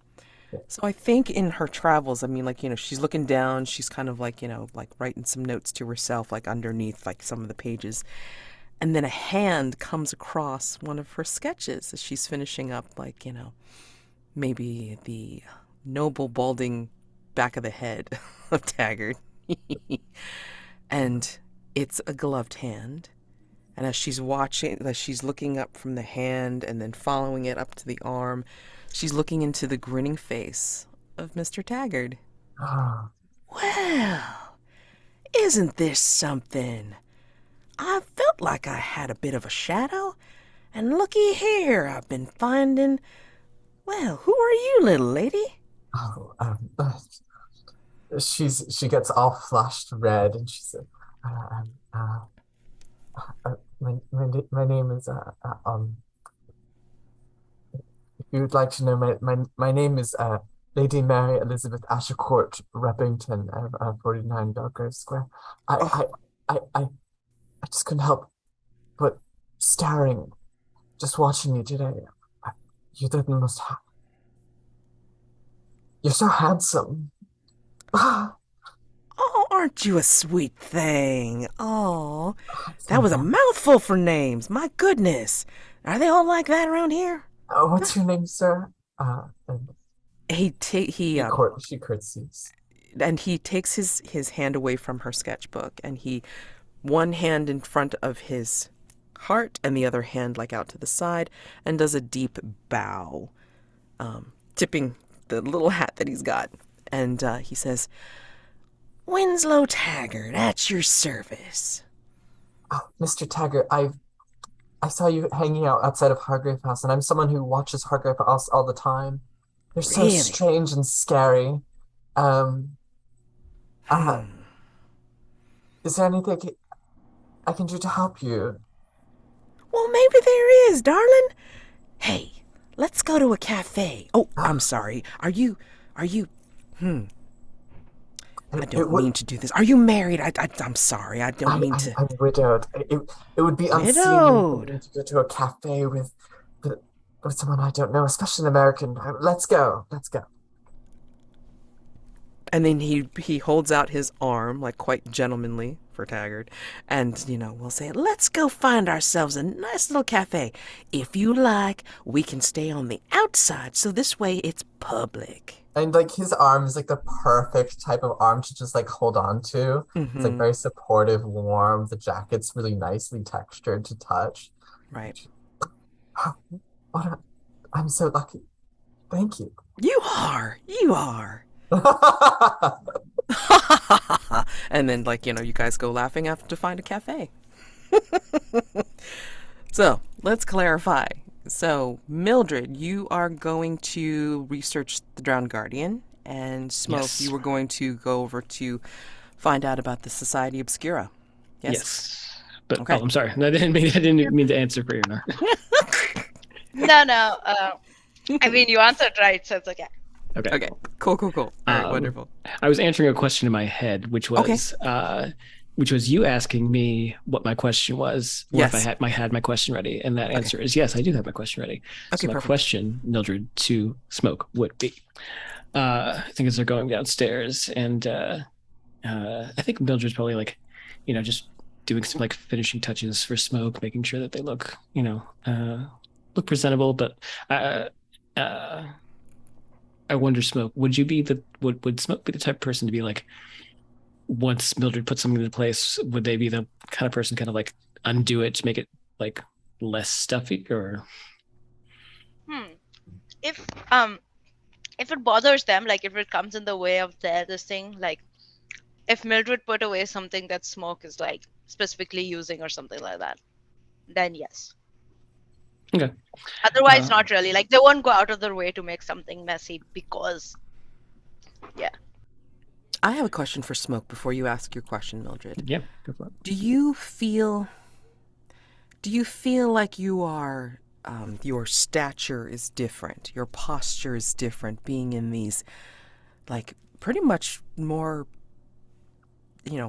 upgraded clothes?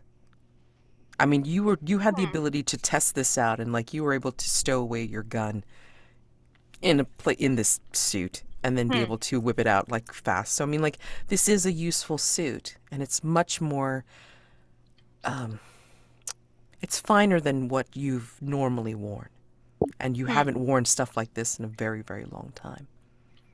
I think, yeah, Smoke is carrying themselves differently. but I think like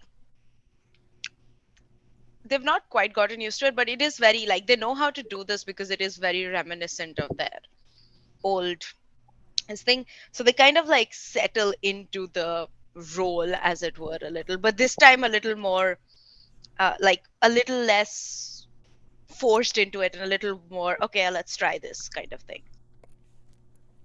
Very cool. All right, go on, Mildred. So I think she's, adjusting the fit or whatever, and maybe like adjusting some of the rest of the clothing. She stands back, looks at Smoke, and goes, we mentioned, or at least I mentioned, my coming here. How did you find out about Hargrave House? What brought you here?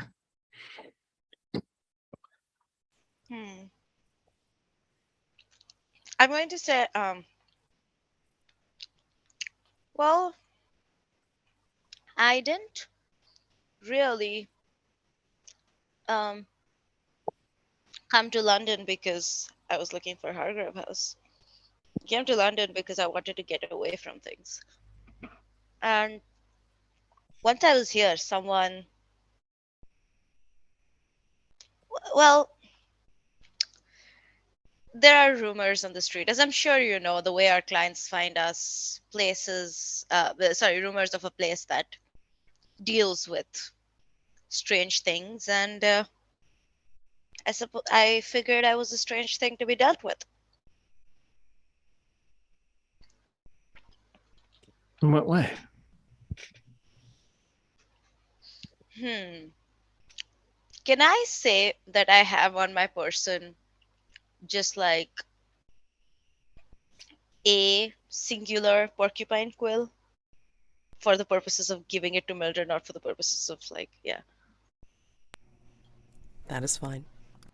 Yeah, okay.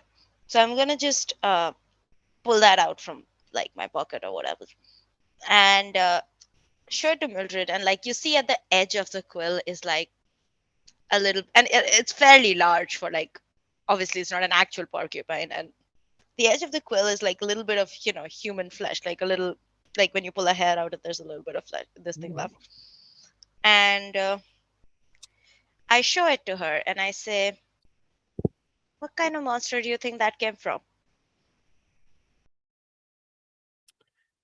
She looks at it, sort of inspecting it for a bit.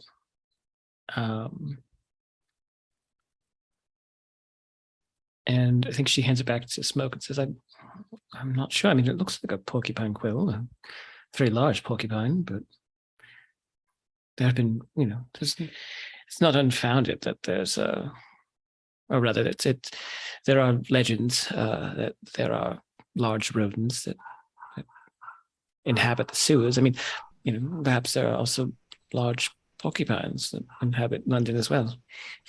I am going to, what I'm going to do is I'm going to just sort of, push my shirt, probably like, obviously it smokes, so the top button is unbuttoned regardless, and just push the sort of collar to a side, and there, like on my almost shoulder blade, is this, collarbone is what I meant, is this sort of little scar that you won't usually see with like whatever even I'm usually wearing. And I hold up the end of the quill to it, and you see that it's like approximately the same size. And I don't say anything. I'm just like looking at Mildred as we do this. I think her expression gets a bit more like, what's the word? Kind of grave. They were playful just moments earlier, but now she's kind of returned to this headspace of remembering where they are, and that they're not just, maybe there's something else to Smoke that Mildred can relate to a little more than she initially maybe believed. But I don't think she's going to press as to like what this is exactly. Maybe later, but for right now, I think that Mildred's had an exhausting morning, and she's just going to leave it at that. Yeah. This one's not going to say anything, but just as they sort of start like walk down or the hall or the whatever, they're gonna quietly repocket the porcupine quill. And then I think you go on to your respective investigations. I want to go back to Lady Reppington for a sec. Lady Reppington, would you say that you were, heaven forfend, you were a flirt? I was a flirt. Let's be true. Yes, yes, yes. Were you fond of showy dress and eager for admiration? Um, I think I was eager for admiration. I'm not sure if I was fond of showy dress quite yet, but I did like the style of Mr. Taggart. Mm-hmm. Wonderful jacket. And let's see, I want to say, I don't know if we necessarily saw it fully, but like ecstatic about trifles and frivolous in your tastes? Yeah, not yet. I don't think so. Okay, but definitely the flirt and the eager Mhm. for admiration part. So take Yes. 2 hold, and then you can spend that on an opportunity for later on. So one of those opportunities that's listed in your playbook. Okay? Thank you. Yeah, absolutely. Oh my gosh. I love the last one. Sorry. Just really enjoy this playbook. Okay. All right. So we're going to, I think you're still indulging in like talking with Taggart, and he's kind of like pumping you for information just as much as you perhaps are pumping him Yeah. of information. So, yeah. And then you like, just for a mechanical thing. I mean, that third one is awesome. So, seeing a connection others missed, that's amazing, especially for somebody who is purported to write pulp fiction. So, that's something you could totally utilize a little bit later if you want. Okay? Yeah. Thank Alrighty. you. Yeah. So, do you want to continue like investigating Taggart, or you want to do something Yeah, I else? think we're in his bedroom, and I'm there in the sheets with him. That's where we catch him. Catch Okay. Lady Rippington, but she's very shy about it, right? He loves She's that. he Oh, he has loves that. he has her dressing gown that the hotel delivered for her. Frankfurt is actually right outside the door. If Oh, anything goes wrong, he's all absolutely. um Frankfurt's probably having a conversation with Harry Boy. And it's like, who are you? Wait, But who's asking, Frankfurt or the ferry boy? probably both. But They're Lady they're you know what? I think like Fairy Boy has like something to wear, and I think Frankfurt has taken Fairy Boy to the hotel's like cafe where there's like a ton of food and such, Oh, and I could see that. so they're kind of like hanging out and just kind of like trading Mhm. stories. Oh, that's great. Yeah. So I mean, like while Lady Reppington's thinking she's being like protected, they're already downstairs having a convo. And yeah, Taggart's loving it because it's like, oh, it's like, no worries, darling. It's like, when it gets to be, and Yeah. then he starts having a discussion and like kind And of like she treating it like, lights his cigar for him, yeah, like passing. kind of being like a patient teacher to a fluttery student, and it's like I feel a responsibility to you, my little lady, and so. I usually only enjoy things at home, but it's been so wild, a long time since I've had a field trip of sorts. So, uh, Miss, Mr. Taggart, could you just lay just like that? I want to capture this moment on the page. And he's just like, he's just grinning from ear to ear and it's like, He has like this sketch away, darling.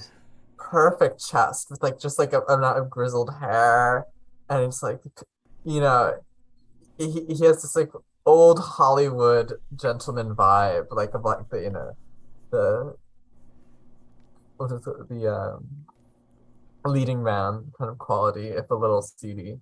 Little Sadie. Exactly. I think she took no notice of his other companion. She was just like, it's like, oh, Frankfurt, you know. It's like, take him away. So, let's flip back over to, let's go to Smoke first. I want to go over to the Society Obscura. You do have an address because, like, you know, Bert Broadswell was very clear in his missive that this is where the picture was taken of Penelope Levy, where she looks like she has green glowy eyes. The background is strange as well in this picture. Can't quite tell what it is or where it is, but yeah. All right, so let's see. Okay, it helps to be actually on the camera. There we go. All right, so, pardon. The Society Obscura. It is a converted townhome in Kensington.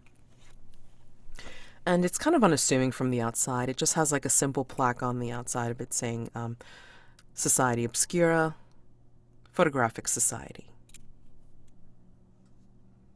And the address on the plaque, brass plaque. Again, nothing going on. I mean, like the gate is open for the society. It's several stories. What do you do? So is like the main door open? It's If I not walk up open. there. It's like it's basically, you know, like it's just probably like a simple door in a fine neighborhood. I mean, you know, not opulent like in Belgrave. Like the houses aren't that big, but I mean they're big enough where, well, again, multiple stories and fairly wide for the time, I'm gonna say. And yeah, do you go up to the door? So what I'm going to say is I'm like Smoke is going to try to like turn the handle first, but like then sort of see the clothes they're wearing and then just sort of knock as politely as they possibly can.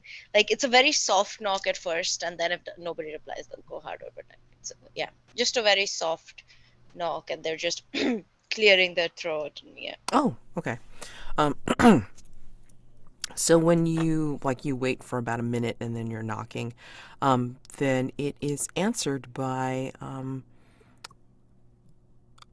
he's a young man.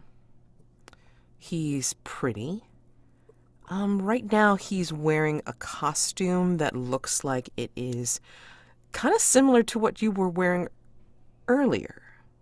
You know, like kind of like you know, beat up pants and like, you know, like a frayed shirt and then like, you know, kind of like this like heavy overcoat, and he looks like he's got like what looks like a gun holster, but I mean like a gun holster that, well, nothing like you've seen, but I mean like it's kind of like play acting gun holster, you know, and he's got like these weird tipped boots, like, you know, that are peeking from underneath the pants. It's like, hello, may I help you? Like a voice coming completely strangely from this young man that's wearing essentially your old clothes, you know, like what looks like your old clothes. Right. I'm going to stare at him in shock for a second, Mm-hmm. and then I'm gonna say, yes, I'm, well, I'm a friend of one of your patrons, and she told me it was quite an experience, this society, and I wanted to check it out for myself. Really? Which of our members were you friendly with? Penelope, what's her surname? Levy? Yeah, okay, yeah. Well, Penelope Levy, she meant she was talking about it for a few days, before, before she went on some long trip. But yeah, she mentioned it was a glorious place, and unfortunately, I haven't had the time to check it out until now. But well, Oh, you were friends with Penelope, eh? His face gets a little surly looking, like now that you've mentioned Penelope's name. I like Smoke is putting on their best former noble person, Mhm. but I don't know how well it's landing. We'll find out. Yeah. Well, I mean, I must say, she doesn't seem to be quite the dependable type.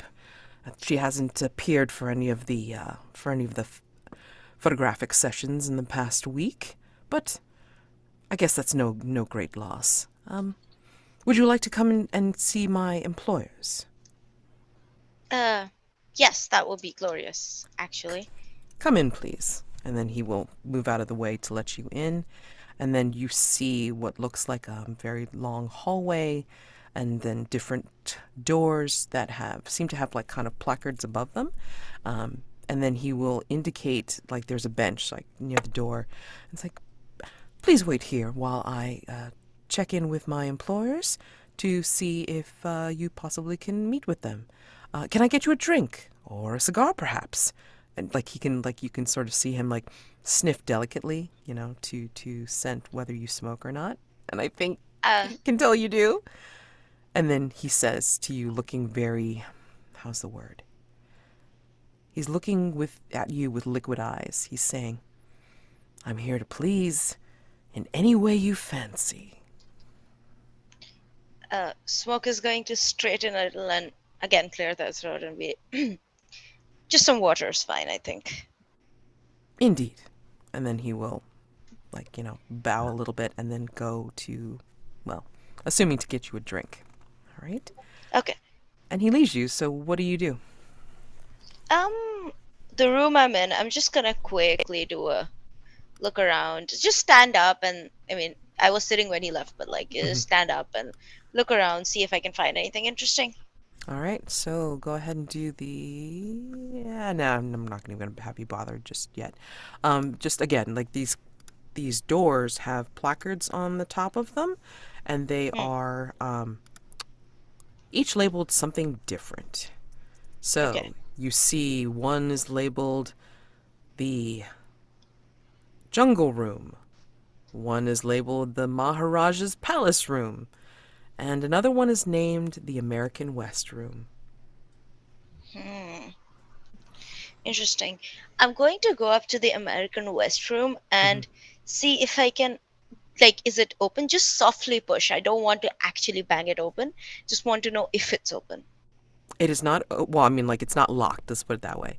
But Yeah, you can that's the. you can go ahead and open the door gently and then see what's inside, or at least peek in.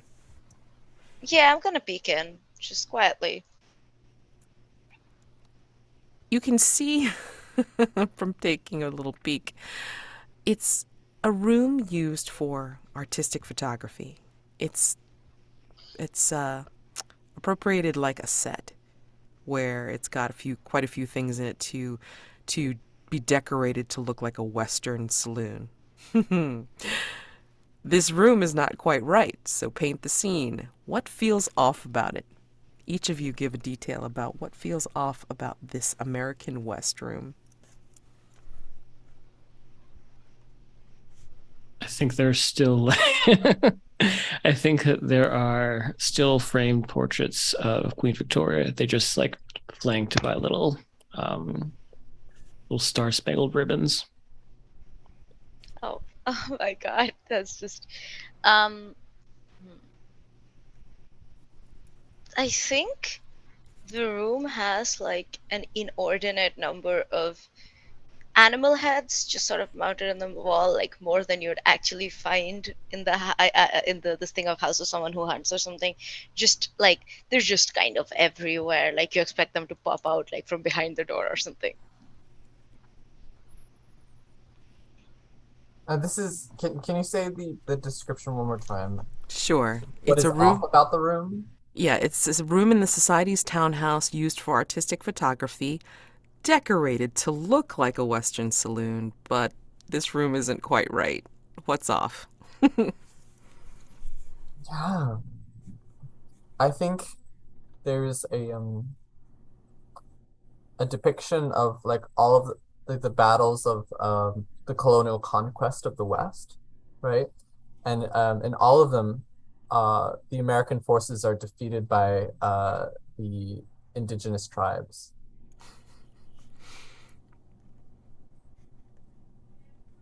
Okay. Do you go in or you close the door? Smoke. I'm going to. Sorry, I didn't realize it was muted. I'm going to. I'm going to close the door again quietly, and just sort of pop back outside. Is there anything in the room I'm in that's interesting? Is there anything weird, like any, I don't know, anything on any counter or mantelpieces or anything? Just looking around. It's a hallway. So again, it's like Oh, okay. it's a room, like, like each of the rooms has a placard above it. So you saw the jungle room, the American West room, the Maharaja's palace room. There's actually, if you go further down the hall, you will see something labeled the astral plane room. Hmm. Yeah, I think what I'm going to do is, especially because it's further down the hall, just sort of slip into the astral plane room if it's unlocked. Okay, I'm gonna have you roll. In this case, it's going to be with. Let's do composure. I've got to see if the houseboy comes back. Let's see. That's a 10. Okay. All right. So you have a little bit of time. Are you actually going into the room, or are you going to just like peek in again? Nope, just going in. Like, Okay. just not even going to peek in, just going to sort of slip in. Okay. So this is a strange room painted in dreamy grays and silvers. Paint the scene again for everyone. There are objects arranged all over that seem to be from another world or time. Describe one.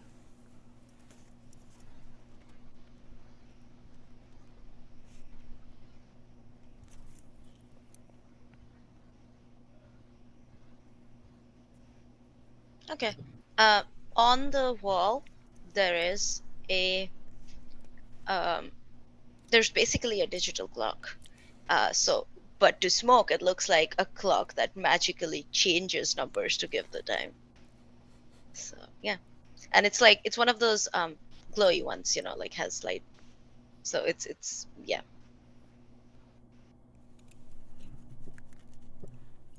I think on a pedestal, like on a lacquered white pedestal, under glass, under like a little glass bell case, there is it looks to be like a strange, what would be a box if pieces of it weren't out of alignment, but it looks to be made of wood and is covered with these like brass panels. It looks very inviting, as if something's calling for you to solve it.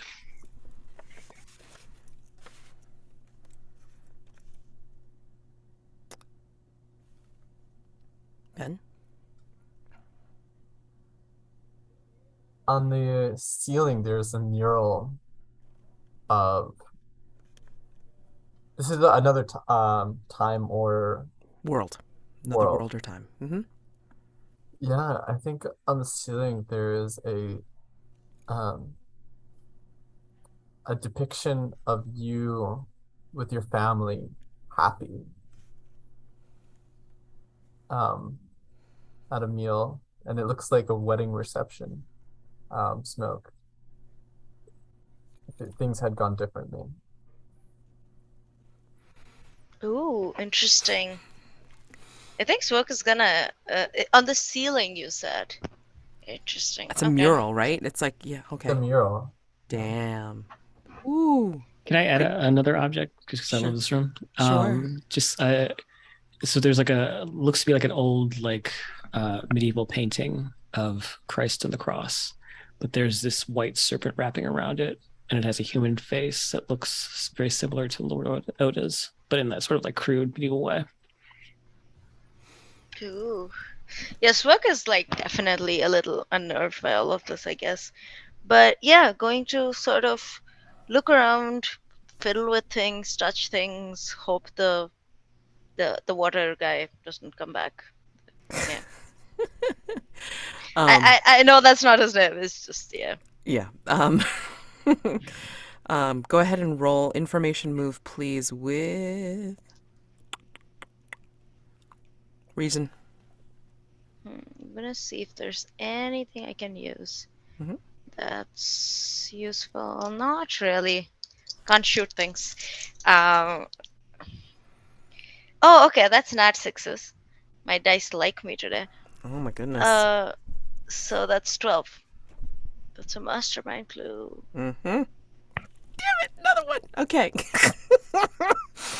All right. So, yeah, let me get to Mildred quickly, and then like I will get back to that 12.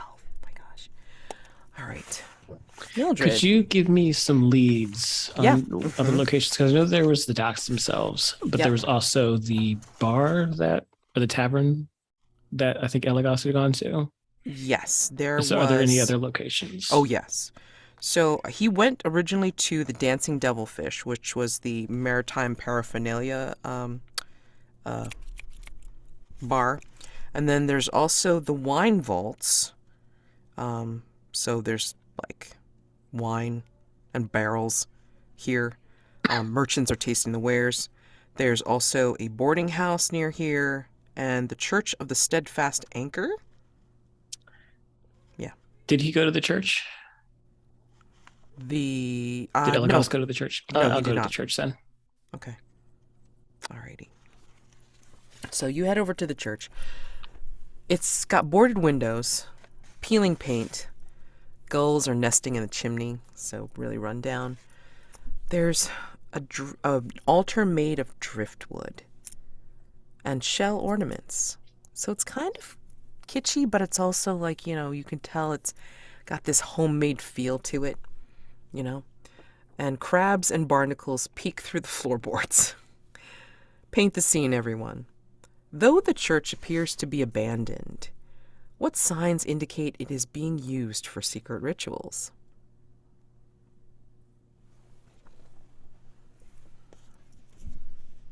The crabs and barnacles, or well, the crabs at least, all seem to have on their backs like what appears to be drops of human or animal blood.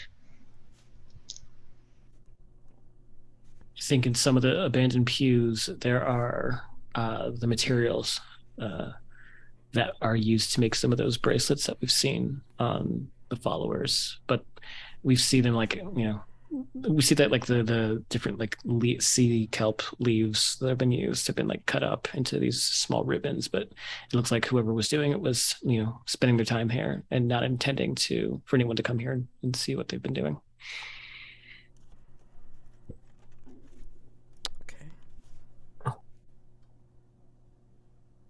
I think that you hear like a cough behind the door. A very suppressed cough, barely audible. Yeah, if I hear the cough, I'm gonna head that direction. I'll say day move. What do you think will go wrong? I think this could be some crazed sailor who thinks that I'm here to mess up their good deal, and will try to like harpoon me or something, or stab me with a fish hook. Okay, go ahead and roll with. I want to say no, hold on. Yeah, it's like let's do composure. You can still be kind of sneaky about it, and also try to keep yourself like from. That is a 10. Okay. All right. Get you. I'm going to use a mastermind clue to bump it up. Dang you! Oh my god. Dang it. All right. 12. All right, I'm going to deal with you in a minute. Let's get back to Lady Reppington being sexy with Taggart. All right. So, are you trying to, in your flirtatiousness and your, using your feminine wiles, which you really shouldn't compared to standard etiquette, I assume, are you trying to like wangle some information out of him? Yeah, well, I think I've already found the information because I'm going to use the opportunity of see a connection others missed. Okay. Name a clue from a previously resolved threat that is mechanically relevant to a currently active threat as well. Perfect. Okay. So what clue? And again, it's got to be a previously resolved threat, and then you tell Yeah, me. I think um there was a lot that could be used, right? I was thinking of like the opium, right? I was thinking of the pearls. And I had asked one of my fellow players, oh, what should we do? I gave some options, and you know what? Um, Lady Ruckington, you know, after a long while says, yeah, I would like to powder my face if you don't mind. Could I use the restroom, sir? Absolutely, darling. It's like, get a little of that sweat sheen, huh? And he kind of like ribs her a little bit with his big burly elbow. Yeah, and she goes into this large, extravagant bath, right? It's got the And gilded claw-footed tub. yeah, and she's like, oh wow, this is like I'm at home. And she goes off and she's like looking through the cupboards, right? She's just taking her time, and she opens this wall cupboard, right? And like there was like a little latch on it that was like locked, but she could pick a lock, right? And she opens up these like this. It's kind of like it's like a white molding on it, and it's nicely painted. But there's just like something pressing against it from the inside. She's like opening it slightly and slowly, and her eyes grow wide as she sees what falls out, and it is the husk, like a child-sized husk of skin, uh, and it just falls to the floor. It's just like, and she's just like horrified. She's like almost screaming, and she's just like holding onto the bathroom, not knowing what to do, and that's the clue. I mean, did she scream, or is she just like holding this with a look of horror on her face? I think she does scream. I think she Okay. can't hold it in. No, that's fine because it's like I can just picture like that whatever the heck that cut is like with Jaws. And it's like like You don't first think she's going to scream. She's like holding in. right. But It's hold it. Yeah, because that draw back and then close up is happening at the same time, and then you hear the scream, and that's when we're gonna cut right back to Mildred. yeah, so Um, that's the clue. Thank you. I put it in there. God damn. You don't have to resolve what happens to her. It's So fine. It's fine. Okay. All right. Oh my gosh. Uh I'm gonna go backwards, sorry. So Mildred, 12. Yes, you how do you do this to keep it together and not get possibly harpooned by this cough, surreptitious cough behind the door? I mean, considering everything I deal with on a daily basis, let alone this morning, I think she's pretty calm and collected as far as what's behind there. She's not like just throwing open the door, but she is approaching it and just pressing her ear to it to make sure that like whatever's behind there is at least maybe human, and if so, she can deal with that. Right. Yeah. I think what you find is you find yeah. I think too that when she realizes that it's probably like a human, she'll just Mhm. stand back and she'll open the door, of course, without moving her hands. But she'll open the door and just stand there very confidently and poised.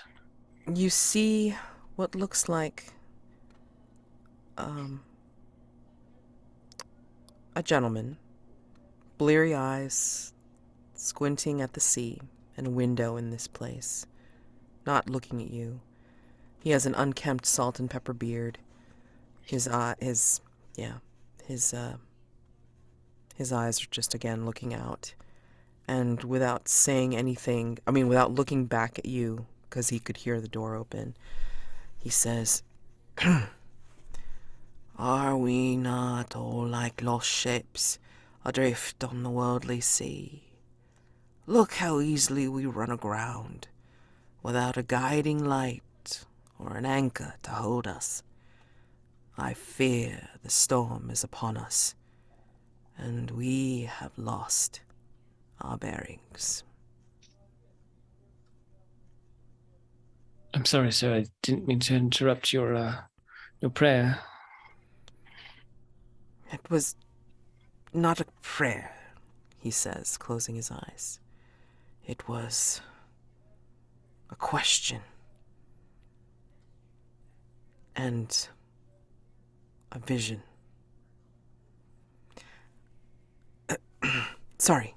And he seems to wake himself up out of this reverie.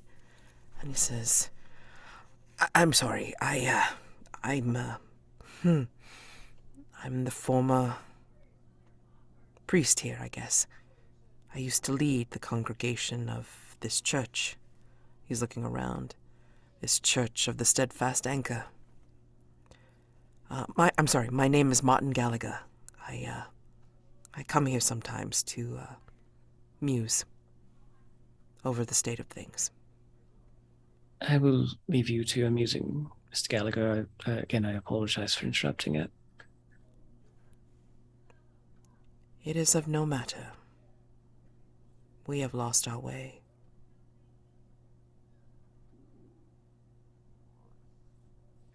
And he'll turn back to the window and look out. As he does, you will see outside of the window, if you follow where his eyes go, you will see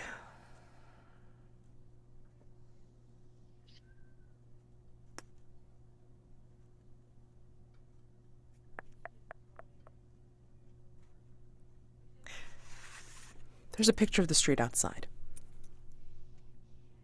And somehow you recognize this, I think, because of your sensitivity and your observations.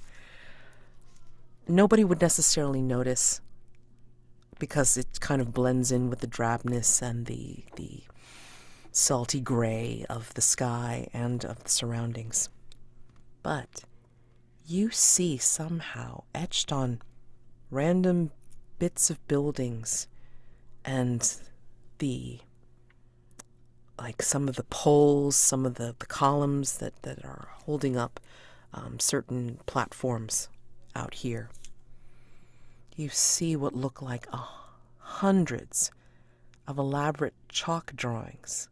They all look like doorways, but then each one of them has been smudged out. Not necessarily in the same way, but they've been trying to be erased.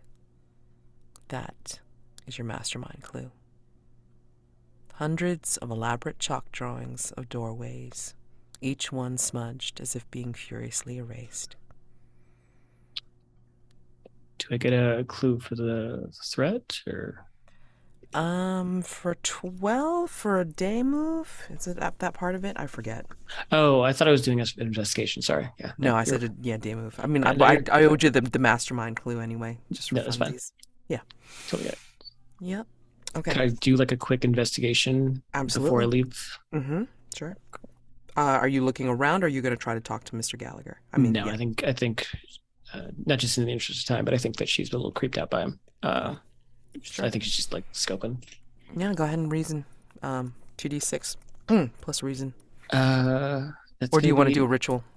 No, just the reason's fine. I mean, maybe it's not fine. She has a -1 in it. It's gonna be a 7 total. Gotcha. All right. I'm gonna give you the clue first, and then I'm going to just deal with the complication to close this out, and then I'm gonna go back to smoke. All right. So your clue for that is this is good. You see, as you're looking out, and then you see the chalk drawings and everything, your vision starts to veer onto the water as it's watching all these ships that are coming in or going out. And this is your capital C clue for Drowned Guardian. There are odd disturbances in the water, which can't be explained by the movement of these ships. So if it looks like a ship is going out, it looks like the waves are going in a strange direction, not as expected. Or if a ship is coming in, it looks like its wake is doing something odd, where it looks like another ship, unseen, is coming outward at the same time. So, odd disturbances in the water. Okay? That's your C, capital C clue. Smoke, for your 12. Let's give you something nice and juicy. And then we'll close that out. Sorry. You're in the astral plane room, correct? Yep. Yep. And I think what you see on a back table in this weird room, I think you see, a monocle, a magnifying glass, and a telescope, each with cracked lenses on a gray, low table. So, Okay. all right, so that is your clue for the 12. And then Mildred, for your complication of the drowned guardian, I'm going to say that...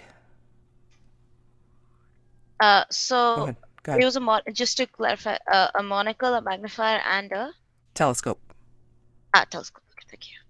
each with cracked lenses. Exactly. Yep. Okay. I think your complication is that you're still thinking about what Martin had said. And you're thinking of these ships lost. And you hear and see in your head, behind your eyes, the fear of the storm upon you, losing your way, and you can feel like the crackle and the dampness of whatever's coming for you very soon. Take the condition stormy weather.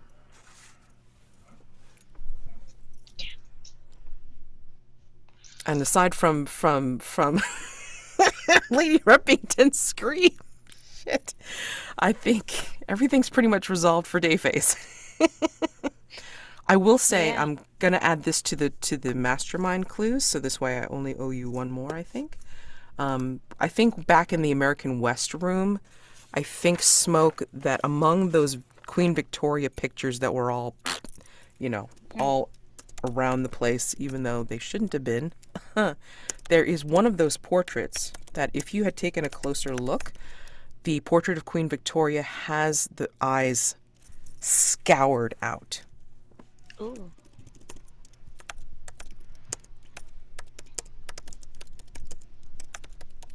Okay, I'm gonna put that in there. So I owe you just one more clue. Fantastic. So we're just gonna call that a wrap up for Dayface session. Damn. So I think I only have one more mask by Smoke, the sun mask. Nope. You have two. I marked a mask of the past for the vulnerable move. Yeah. Okay, so past and sun. All right. And you have a mask of the past from me now. Okay. That's right, because you bumped it up. All right. Bumped up the roll. All right, so we have those. I think everybody's got their sufficient clues. I think, Lady Reppington had a very satisfactory and then very horrifying day. And so let's close and then start stars and wishes. I really enjoyed this session, I just wanted to say. And those masks were amazing. The scene with Mildred and Oda were, holy crap. I mean, I was on the edge of my seat, wondering how this was going to work out, what Oda was going to do. And I could see everything. I mean that. And Mildred's composure, holy crap. Again, knife edge tension, and you two just somehow balanced it. I don't know how. It was just it's gonna fall. It's gonna fall. No, it just kept on going, and it was just like, if I took my blood pressure, it'd probably be way too high. And then the scene with Smoke and Mildred was really tender, and just for the fact is like we had a fashion montage in Oda's stuff. It was brilliant. I loved it. Totally loved it. And then even just the quick punchy investigations like worked out really well, and I loved having the neighbor in there. Again, second time I've read the playbook, and I just realized again how wonderful and simple and brilliant it is. Just, having that opportunity to be able to play something if you are not in play with the full playbook. And it's just so cute and hilarious, and just adds that kind of dark zany that sometimes you need a little dip in every once in a while. And I loved her interactions with Taggart. It was so much fun. Thank you very much, Ben. Wishes, and waiting after the Halloween Brindlewood Bay thing. Like, we'll see if it's going to turn into a 2-shot. Depends on who I get for players. And then I will be looking forward to resuming with yet another night phase for the next time that we meet for the Between. And then Ben, again, if you want to continue to play the neighbor, just in case like you have to kind of bow out or open door or what have you, you can totally do so. I think it's adorable. Or dip in with something else. Just let me know. Okay? So, whoever wants to go next. I loved everyone's interactions today. This game really sings with 3 players, or even 2 players is great. But it's I loved Eirinar's interactions with Mildred. Smokes. And just kind of puzzling out what is this quill, right? I felt really good. I felt good about the ending for Oda. I at one point just got tired of playing a terrible person, and was like, how am I gonna get this character off, right? And I think it was a good send off. I really enjoyed everyone's rating of his closets and the estate sale. And what else?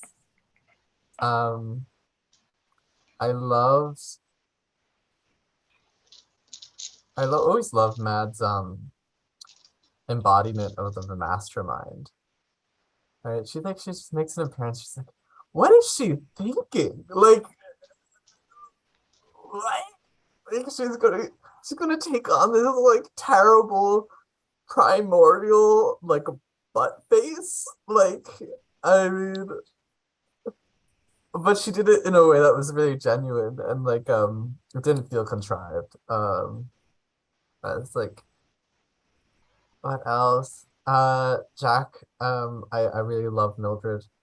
She's great. She's a very sweet vessel in a lot of ways. I love how you contrast her genuine wish to do good with the evil that's inside or that haunts her. That kind of it's really compelling. So yeah, thank you so much. I would love to if a wish is to know what the Taggart is up to. My God, explosives under Hargrave House, a child husk of skin, rumors of Taggart with fish oil salesman, chemistry equipment, strange expenses in foreign currencies. Good luck putting this all together, guys. I actually have a theory, but I'm gonna wait till next time. Oh my gosh, can't wait. There might have to be a little finagling of what qualifies as a fish, but I do have a theory. Okay. Fabulous. I'll just have to remember it.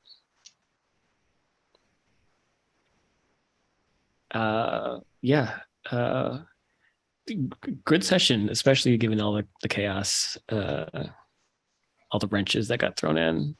So kudos to you, Mads, for picking that up and just running with it. Because that can be very hard. and not a lot of game masters can handle just sort of like a sudden change in the way the game behaves.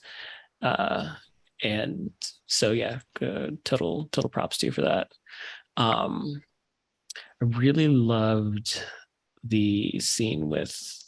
I love both scenes with Oda and Smoke, but for different reasons. The scene with Smoke is like Smoke is the only person that she's able to just kind of be normal with, because she doesn't trust Elagos, and she's also kind of in love with him. So it's always going to be kind of dramatic. And well, I thought it was obvious. But but then with Oda, it's Dynasty. It's Diane Carroll versus Joan Collins. It's always like a level of bitchiness that I personally will always love, but as a person in that situation would be taxing. So like Smoke's the person that she can go to just kind of like chill out with and know that like they're not going to be pretentious about it. They're not going to like, they will be 100%. They're always going to be fucking real. They're going to keep it real. And she doesn't have to worry about Smoke being anything other than themselves. And like I think you always have to have like a friend like that, because like otherwise she'll just drive yourself mad. But I did love the bitchiness of the final confrontation between Oda and Mildred. And my wish is to see how that plays out at the end of the Mastermind threat, because he's got to come back and see how she dispatches him, if she does. She may just have Elagos do it. Who knows? But really liked the masks that got narrated today. And thank you for the compliments on my Mildred's masks, because I keep trying to do like this thing where like the masks are pretty dark, so that like it kind of gives a different context to her sort of lightness. Her whole thing is that she's not a good person by nature. She had to be a good person. She had to become a good person. She has to work to become that, which I think is kind of like a journey like you don't see with heroes a lot. Like I feel like there's always that kind of like, I'm good because I'm good. It's like, well, no, you kind of sometimes have to work in that takes effort. And so that's kind of been what I've been trying to push with her. But I really love The Neighbor. I've read it before and I had no idea how it was going to play out.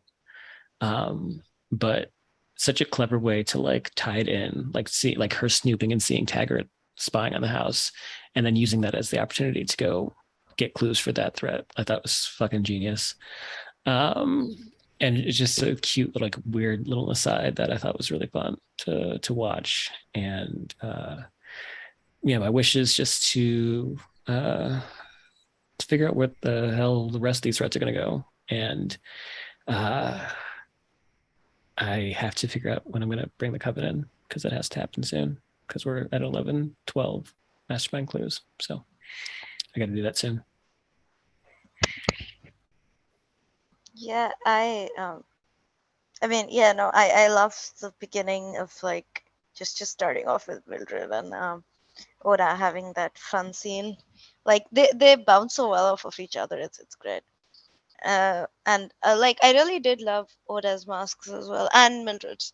But like, yeah, both of the masks just, yeah, because otherwise we would have had also a million masks, and they combine them so well. And yeah, I mean, yeah, raiding Oda's closet is like always a plus.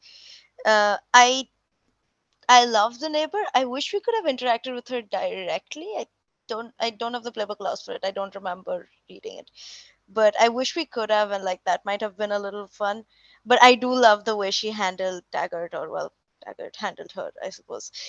So yeah, no, I love that interaction. It was the best.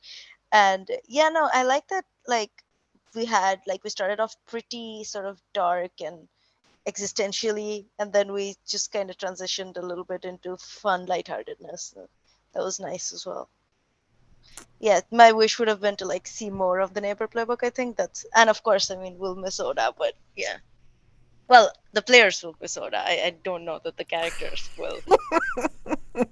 No, we're still on everything, but I, as a player, really enjoyed Oda. So like, Yeah. I totally get what it takes, like the kind of mental toll it takes to be an asshole every week. Because I played a couple villains, and it's not it can be fun, but it can also be like very taxing on trying to keep that momentum up. So like another star for you, Ben, for like having the energy to do that, because it's not easy unless you're an asshole.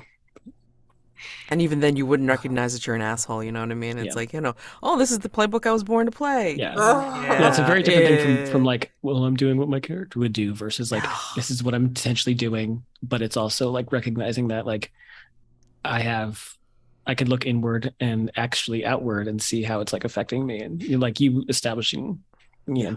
being It was actually vocal about your quite limit. sad because like I think I was an asshole, right? Like so like I No. didn't set out for Lord Oda to be terrible, like explicitly. I was thinking, oh, he's gonna be like this Odysseus character who's missing his loved one. But I'm like, I just made terrible choices at the start of the game. Specifically the choice to like have uh oh, what's her name? The lady who you found wrapped in shibari rope, dead in the Hall of Mirrors. Oh, the woman. Oh, Albertina. Yeah. Albertina Welk. Albertina, poor Albertina. That like once I said that and had that idea, it was like, oh, this character It's is already gone not down. good. Yeah. It It was just like, if you hadn't done that, then it's like I could have brought like Albertina back, or it could have been like, where, she appears somewhere else. I mean, it would have been perfectly even fine if like she ended up being a follower. No, you had to, yeah. So, Had to make so that was a poor choice, and then just a No. series of poor. no. choices It was after an that. Don't say appropriate poor choice choice. for no. It was an appropriate choice for Oda. It really was. So I mean, like don't apologize for that at all. I mean, The Undeniable is a really really tough playbook. I mean, like you have to either be able to let it go, like every single time. Like you do your dirty deeds and then you just like drop it, for until the next time, or you like come to us if you have some problems with bleed, and you say, look, I'm playing this character, it's like just in case I get a little funky, it's because of the it's tough. Yeah, I will say, just because Mildred was the kind of like the bullseye of this, his venom, his darts. I, as a player, was fine with it. I understand if you were disappointed with the trajectory of the character, that like it's not what you would set out to do. Right. But I would not be disappointed in the story that you ended up telling with it. Yeah. No. Thanks, And Jack. Also Thank to you. remember, this is a character that has lived for quite some time. I mean, every depiction that I've seen of a character that has lived for thousands of years has been where they've lost their humanity. They don't remember what it's like to empathize. They don't remember what it's like to feel, at least in the ways that regular humans with short lives do. So, you played him fine. It was great. It's a good time. Yes. Good being bad.